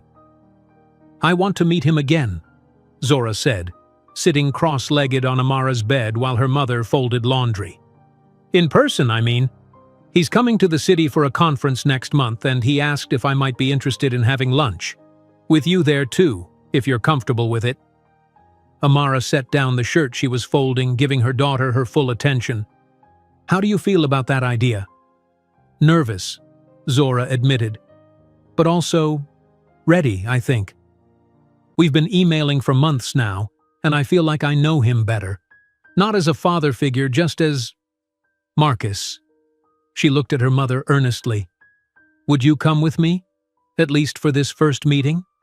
"Of course," Amara said without hesitation. "If that's what you want." The lunch was scheduled for a Saturday at a casual restaurant not far from their home. As the day approached, Amara found herself increasingly anxious. not just for Zora, but for herself as well. She had maintained a cordial but distant relationship with Marcus during the months of email exchanges, focusing solely on Zora's well-being rather than addressing her own complicated feelings about his return to their lives. The morning of the lunch, Amara stood before her closet, uncharacteristically indecisive about what to wear. Everything seemed either too formal or too casual, too defensive or too approachable. "Mom, have you seen my blue cardigan?" Zora called, coming into the room and pausing when she saw her mother still in her robe. "You're not dressed yet? We need to leave in 45 minutes. I know, Amara sighed. "I'm just having a moment of… I don't know what to call it." Zora studied her mother with perceptive eyes. "You're nervous about seeing him too." It wasn't a question, and Amara didn't bother denying it. "It's complicated, Zora. I've spent 15 years defining myself in opposition to his rejection, building a life that proved we didn't need him. And now he's back, and it challenges that narrative," Zora finished for her. "I get it, Mom, but you did build that life. You did prove we didn't need him. Nothing about his presence now changes what you accomplished." Amara looked at her daughter in wonder. "When did you get so wise?" "I had a good teacher," Zora replied with a small smile. "Wear the burgundy blouse with your black pants. You always look confident in that outfit." 45 minutes later, they arrived at the restaurant. Marcus was already there, seated at a table by the window. He stood as they approached, his expression a mixture of nervousness and genuine pleasure. "Zora, Amara, thank you for coming," he said, waiting for them to be seated before resuming his own seat. "It's wonderful to see you both." The initial conversation was awkward. Polite inquiries about the drive to the restaurant, comments about the unseasonably warm weather, safe topics that avoided the emotional complexity of their situation. But gradually, as their meals arrived and they began to eat, the conversation shifted to more substantive topics. "I've been following your literacy initiative in the news," Marcus said to Amara. "The results you're achieving in underserved schools are remarkable." "Thank you," Amara replied, slightly surprised by his genuine interest. "It's been a collaborative effort. We have dedicated teachers implementing the program who deserve most of the credit." "Mom always downplays her role," Zora interjected, "but she designed the entire curriculum framework. The teachers love it because it actually works with how kids learn, not against it." Marcus smiled at Zora's proud defense of her mother. "That doesn't surprise me at all. Your mother was always insightful about how people think and learn, even back in college." "You knew my mom in college?" Zora asked, leaning forward with interest. "She never mentioned that." A brief flash of discomfort crossed Amara's face. "We had a few classes together," she said, "but we didn't start dating until after graduation. I noticed her immediately in our educational psychology seminar," Marcus continued, seemingly unaware of Amara's reluctance to discuss their past. "She asked the most challenging questions, always pushing the professors to justify their theories with real-world applications." Zora looked between them, clearly fascinated by this glimpse into their shared history. "So you were friends first?" "Study partners," Amara clarified. "We were both serious students." "Your mother was brilliant," Marcus said, his expression softening with the memory. "I was intimidated by her, if I'm being honest. All these years later, I'm not surprised by her success. She always had a clear vision of how education could be transformative." Amara felt unexpectedly affected by his words. After 15 years of thinking of Marcus primarily as the man who had rejected them, it was disorienting to hear him speak with genuine admiration about her academic abilities. "What about you, Zora?" Marcus asked, smoothly changing the subject. "Your mother mentioned you're interested in writing. Any particular genre or style you're drawn to?" Zora's face lit up at the question. "I love magical realism, stories where extraordinary elements exist in an otherwise realistic setting. Gabriel Garcia Marquez, Isabel Allende, Toni Morrison. I'm working on a novella now that explores the boundary between perception and reality through the eyes of a girl who can see people's past lives. That sounds fascinating, Marcus said, his interest clearly genuine. Have you always been drawn to that blending of reality and fantasy? For as long as I can remember, Zora confirmed. Mom used to read me fairy tales, but I always wanted to reimagine them in modern settings. I wrote my first story when I was 6, a version of Cinderella where she was a scientist whose stepmother kept destroying her experiments. She illustrated it too, Amara added, smiling at the memory. Drew Cinderella in a lab coat with test tubes and microscopes. I'd love to read your work sometime, Marcus said carefully, looking at Zora. Only if you're comfortable sharing it, of course. A moment of hesitation crossed Zora's face before she nodded. I could send you a short story I wrote for my creative writing class. My teacher said it was good enough to submit to young adult literary magazines. I'd be honored, Marcus replied, his expression conveying his understanding of the trust implied in her offer. The conversation continued to flow more naturally as the meal progressed. Zora asked Marcus about his own interests outside of work, seeming surprised to learn that he played classical piano and had recently started volunteering with a financial literacy program for high school students. That's actually how I discovered your school's business leadership program, he explained. I was researching successful models to implement elsewhere. Why financial literacy? Amara asked, curious despite herself. Marcus considered the question seriously. I've seen how lack of financial knowledge perpetuates inequality. People make poor decisions not because they're incapable of understanding money management, but because no one has ever taught them the fundamentals. He paused. And on a more personal level, I suppose I'm trying to use my expertise for something more meaningful than just making wealthy people wealthier. The sincerity in his voice struck Amara. This was not the ambitious, career-focused Marcus she had known 15 years ago, whose values had been entirely aligned with professional advancement and financial success. As the lunch came to an end, Marcus asked if they might consider making these meetings a regular occurrence. Perhaps monthly, if Zora was comfortable with the idea. I'd like that, Zora said, looking to her mother for confirmation. If that's what you want, sweetheart, Amara replied. I can join you or not, whatever makes you comfortable. Maybe both? Zora suggested. Sometimes with you, sometimes just Marcus and me? If that's okay? Amara nodded, recognizing the importance of giving Zora space to develop her own relationship with Marcus while still providing support. That sounds reasonable. As they prepared to leave the restaurant, Marcus hesitated before speaking again. There's something else I wanted to discuss with both of you. I've been thinking about making a significant career change. What kind of change? Amara asked, surprised by this unexpected topic. I'm considering leaving Fletcher Investment Group, Marcus explained. I've been approached about heading a new foundation focused on educational equity and financial literacy in underserved communities. The salary would be substantially less than what I make now, but the work would be meaningful, something I could be proud of. Amara and Zora exchanged glances, both clearly surprised by this revelation. That sounds like a major shift, Amara commented neutrally. What prompted this? Marcus met her gaze directly. Many things.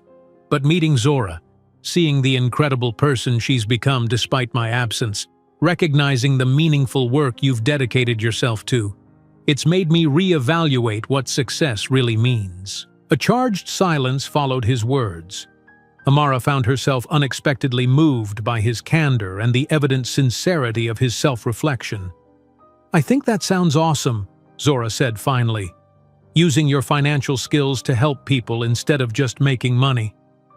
I haven't made a final decision yet, Marcus clarified. But I wanted to share this with you both. I'm trying to align my life more closely with what I now understand to be truly valuable. As they parted ways outside the restaurant, Zora surprised both adults by giving Marcus a quick, somewhat awkward hug. Thank you for lunch, she said. I'll email you that story. "Thank you, Zora," Marcus replied, clearly touched by the gesture. "I look forward to reading it." He turned to Amara. "Thank you for coming today, for making this possible." Amara nodded, still processing the unexpected developments of the lunch. "Zora's happiness is what matters to me. Always has been." "I know," Marcus said quietly. "It's what should have mattered to me too. I'm trying to make up for lost time, though I know that's not really possible." "No, it's not," Amara agreed. "But going forward is still worthwhile." As she and Zora walked to their car, Amara was struck by the strange turn their lives had taken. 3 months ago, Marcus Fletcher had been an absence, a rejection, a wound long scarred over but never fully healed. Now he was becoming a presence in their lives, not as the father and partner he had refused to be 15 years ago, but as something new, something still being defined. "What did you think?" Zora asked as they drove home. "About lunch? About him?" Amara considered her answer carefully. "I think he's genuinely trying to be thoughtful about his role in your life. I think he respects your boundaries and seems sincerely interested in knowing you as a person." "But what about you?" Zora pressed. "How do you feel about him being back in our lives?" Amara sighed. "It's complicated, Zora. There's a lot of history there, but I can see that he's changed from the man I knew 15 years ago. He seems more reflective, less self-centered." "Do you think you could ever forgive him?" Zora asked quietly. "Not for my sake, but for yours." The question caught Amara off guard. For 15 years, she had channeled her hurt into determination, her anger into independence. The possibility of forgiveness had never seemed relevant. Marcus was gone, and she had built a life without him. "I don't know," she answered honestly. "I haven't really thought about forgiveness. It wasn't necessary when he wasn't part of our lives." "But now he is," Zora pointed out. "Or at least, he's becoming part of my life. And that means you'll have to interact with him sometimes." Amara nodded, acknowledging the truth in her daughter's words. "You're right. I guess I have some thinking to do." That night, after Zora had gone to bed, Amara sat on her back porch with a cup of tea, reflecting on the day's events. The Marcus she had seen today was significantly different from the ambitious young man who had rejected fatherhood in favor of career advancement. He seemed genuinely changed by regret, by the recognition of what he had lost through his choices. For the first time, Amara allowed herself to truly consider the concept of forgiveness, not for Marcus's sake, but for her own. The anger and resentment she had carried, while justified, had become part of her identity. What would it mean to let that go? To acknowledge that the man who had hurt them so deeply might be capable of growth and change. As the night deepened around her, Amara realized that the neat narrative she had constructed, of the strong, single mother who needed no one, who had triumphed over abandonment, was just one version of her story. Perhaps there was room for a more complex narrative, one that allowed for change, for evolution, for the messy reality of human relationships. It wouldn't happen overnight. Trust, once broken, could not be quickly restored. But sitting alone under the stars, Amara found herself open to possibilities she had never before considered. The future stretched before them, unwritten and full of potential. 2 years later, on a perfect June afternoon, chairs were arranged in neat rows across the lush green lawn of Westridge Academy. Proud families gathered beneath a cloudless sky, programs fluttering in their hands like butterflies as they searched for their seats. The graduation ceremony was set to begin in 30 minutes, and the atmosphere buzzed with anticipation and joy. Amara arrived early, as was her habit for important occasions. Her mother, Yvonne, walked beside her, elegant in a floral dress and matching hat. Behind them came Amara's brothers, James and Dion, accompanied by their wives and children, a small but exuberant contingent of supporters for Zora's high school graduation. "Over there," Yvonne pointed toward a section in the 4th row where reserved signs marked their seats. Looks like we have prime viewing positions." As they settled in, arranging gift bags and cameras, Amara scanned the gathering crowd. She wasn't looking for anyone in particular, she told herself, just taking in the celebratory scene. But her gaze stilled when she spotted a familiar figure making his way down the aisle, accompanied by an older couple. Marcus caught her eye and offered a tentative wave. Beside him, Raymond and Catherine Fletcher walked with the careful dignity of people in their 70s, both appearing slightly overwhelmed by the bustling crowd, but determined to be present for this milestone. The past 2 years had brought changes none of them could have anticipated that day in the New York Hotel Cafe. Marcus had indeed left his position at Fletcher Investment Group to head the Educational Opportunity Foundation, a career shift that had raised eyebrows in financial circles but had given him obvious satisfaction. His monthly lunches with Zora had gradually evolved into a genuine relationship, not the traditional father-daughter bond that might have developed had he been present from the beginning, but something unique and valuable in its own right. 6 months after their reconnection, Zora had expressed interest in meeting her paternal grandparents. The initial meeting had been awkward, laden with the weight of 15 years of absence and secrets. But Catherine Fletcher, upon seeing her granddaughter, had burst into tears and embraced Zora with such genuine emotion that the tension had immediately dissipated. Raymond had been more reserved, but his evident pride in Zora's accomplishments had won her over. Now, as Marcus and his parents approached, Amara rose to greet them with a polite smile. Time and perspective had softened the edges of her resentment, though a complete thawing remained a work in progress. "Amara," Marcus said warmly, "you look lovely. Is Zora nervous about her speech?" As valedictorian, Zora would be addressing her graduating class, an honor that had surprised no one who knew her. "Surprisingly calm," Amara replied. "She's been practicing for weeks, but this morning she seemed more excited than anxious." Catherine stepped forward, clasping Amara's hands in her own. "Thank you for saving seats for us. We wouldn't have missed this for the world." "Zora wanted all her family here," Amara said simply, the words acknowledging what had gradually become their reality, an unconventional, sometimes awkward, but ultimately supportive extended family unit. As they took their seats, Amara found herself seated between her mother and Marcus.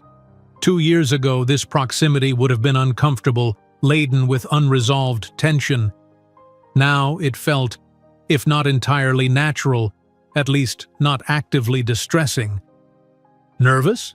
Marcus asked quietly, noticing how Amara's program was slightly crumpled in her grip.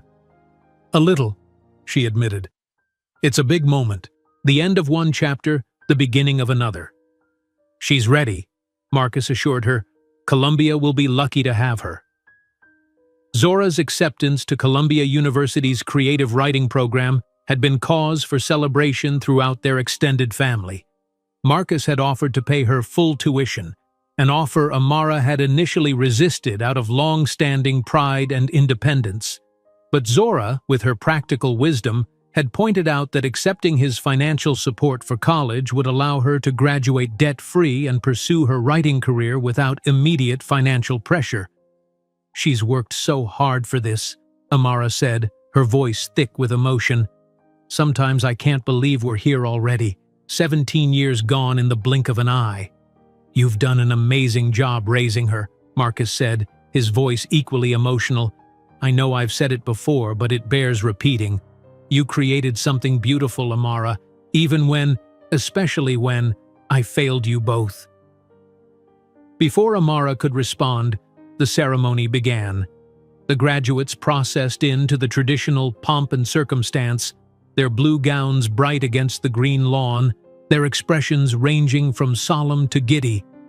Zora walked near the front, her posture straight, her decorated cap adorned with literary quotes and miniature books, a nod to her passion. As she passed their section, she broke protocol to offer a small wave, her smile illuminating her face. Amara felt tears threatening and blinked them back, determined to remain composed at least until Zora's speech. The principal's opening remarks and various presentations seemed to pass in a blur. Then Zora was being introduced, moving confidently to the podium, adjusting the microphone with practiced ease. Distinguished faculty, honored guests, family, friends, and my fellow graduates, she began, her voice clear and steady. We stand here today at a threshold, looking back at the path that brought us here and forward to the many paths that lie ahead.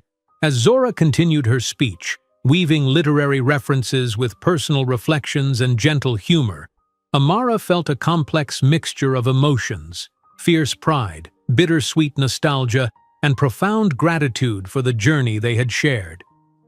Our stories are not written in isolation, Zora was saying, her gaze sweeping across the audience.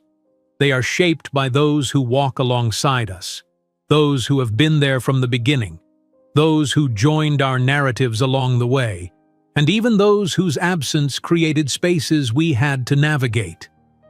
Amara felt Marcus shift slightly beside her, recognizing the subtle reference to his own place in Zora's story. I've been fortunate, Zora continued, to have extraordinary people influencing my narrative. My mother, who showed me that determination and love can overcome any obstacle. Her eyes found Amara in the crowd, and Amara felt a tear escape despite her best efforts. My grandmother and uncles, who expanded the definition of family through their unwavering support. Yvonne squeezed Amara's hand, while James and Dion beamed from their seats. My teachers and mentors, who challenged me to think beyond the boundaries of what seemed possible. My friends, who shared the daily chapters of adolescence with all its plot twists and character development. Zora paused, her gaze shifting slightly. And those who entered my story later, proving that narratives can be revised, that new characters can arrive even in later chapters and enrich the tale in unexpected ways. Marcus sat perfectly still, his eyes fixed on his daughter, the daughter he had nearly missed knowing entirely. As we write the next chapters of our lives, Zora concluded, let us remember that the most compelling stories are not those of perfect characters making flawless choices, but of real, complicated humans who stumble, learn, grow, and ultimately find their way toward greater understanding of themselves and of each other. The applause was thunderous as Zora returned to her seat, her shoulders relaxing slightly now that her speech was complete. Amara wiped away tears, aware that Marcus was doing the same beside her. She's remarkable, he whispered, voice rough with emotion. Yes, Amara agreed simply. She is. The remainder of the ceremony proceeded according to tradition. The presentation of diplomas, the turning of tassels, the triumphant tossing of caps into the air. And then it was over, the formal portion at least, with graduates streaming across the lawn to find their families amid hugs, photos, and congratulations. Zora found them quickly, moving through the crowd with purpose, her diploma clutched in one hand. She was immediately enveloped in Yvonne's embrace, then passed from family member to family member for hugs and congratulations. When she reached Marcus, there was a brief moment of hesitation. 2 years had brought them closer, but the relationship was still evolving, still finding its shape. Then Zora stepped forward and hugged him tightly. "Thank you for coming," she said, "for being here." "I wouldn't have missed it for anything," Marcus replied, his voice thick with emotion. "Your speech was perfect, Zora. Absolutely perfect." She turned to her grandparents next, accepting Catherine's enthusiastic embrace and Raymond's more reserved but equally sincere congratulations. Finally, Zora stood before Amara. For a moment, mother and daughter simply looked at each other, 17 years of shared history flowing between them, the struggles and triumphs, the late nights and early mornings, the tears and laughter that had formed the foundation of their extraordinary bond. "Mom," Zora said, and somehow that single word contained multitudes. Amara pulled her daughter close, holding her as if she could somehow preserve this moment, this feeling for eternity. "I am so proud of you," she whispered. "So incredibly proud." Later, as planned, they all gathered at Amara's house for a celebration. The backyard had been transformed with lights, flowers, and tables laden with Zora's favorite foods.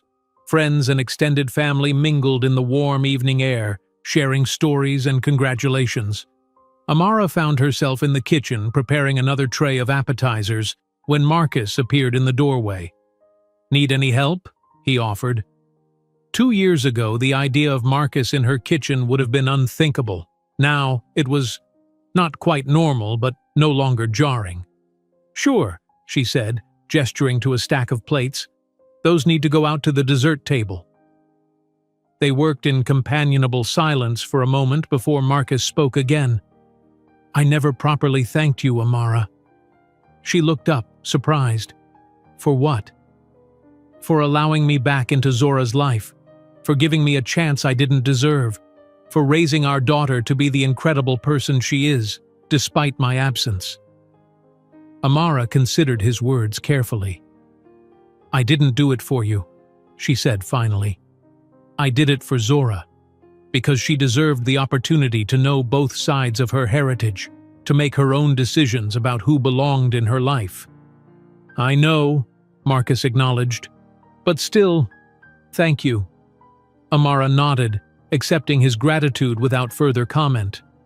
Their relationship had evolved over the past 2 years into something like a respectful partnership, focused on Zora's well-being, defined by clear boundaries, occasionally awkward but ultimately functional. "She's going to change the world," Marcus said, looking through the window to where Zora stood surrounded by friends, animated and radiant in the glow of achievement and possibility. "Yes," Amara agreed, a smile softening her features. "She already has, in her way. Changed our worlds, at least." Marcus met her gaze, and in that moment of shared understanding, Amara felt the last of her long-held resentment begin to dissolve. Not because Marcus deserved forgiveness for his past choices, but because holding on to that anger no longer served any purpose in the life she had built. "I should get these outside," Marcus said, lifting the stack of plates. "And I'll be right behind you with these," Amara replied, gesturing to the appetizer tray. As they moved through the house toward the backyard celebration, Amara reflected on the journey that had brought them to this point. 15 years of absence, 2 years of cautious reconnection, and now this moment of tentative peace. Outside, the gathering had taken on the warm, mellow quality of celebration at its peak. Yvonne was deep in conversation with Catherine Fletcher, finding common ground in their shared experience as educators. Raymond was listening intently to James describe his latest construction project. Dayon's children were playing an elaborate game of tag around the yard's perimeter, and at the center of it all was Zora, confident, compassionate, brilliant Zora, surrounded by the constellation of people who loved her, each in their own way. As the evening deepened into night, fairy lights twinkling in the trees and conversation flowing as freely as the lemonade, Amara found herself standing slightly apart, taking in the scene with a full heart. Marcus approached, offering her a glass of punch. "Penny for your thoughts?" he asked. Amara accepted the drink with a small smile. "I was just thinking about paths, how rarely they go where we expect, how the detours and obstacles often lead us to places we never could have imagined."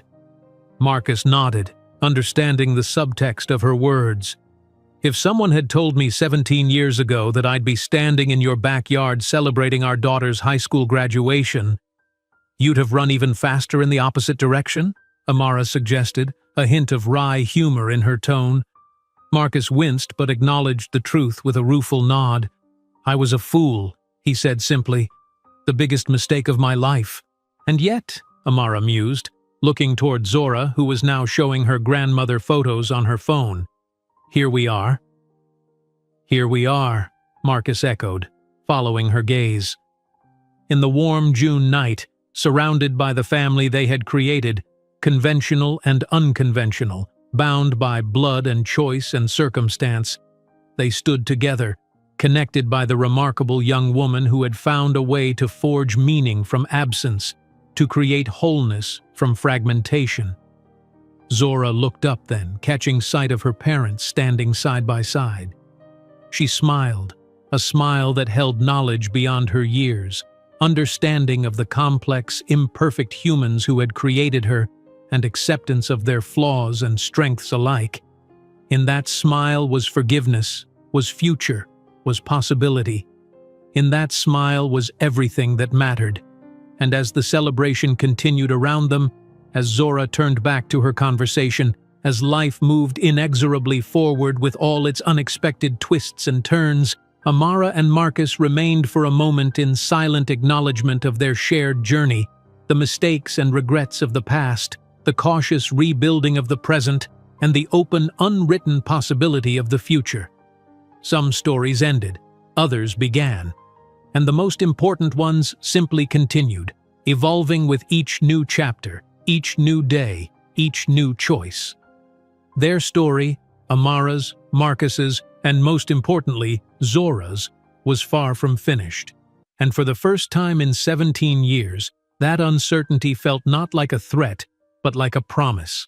Not like an ending, but like a beginning. Not like regret, but like hope. If you enjoyed today's video, I'm sure you'll love the next one. Don't waste time. Just click on the screen,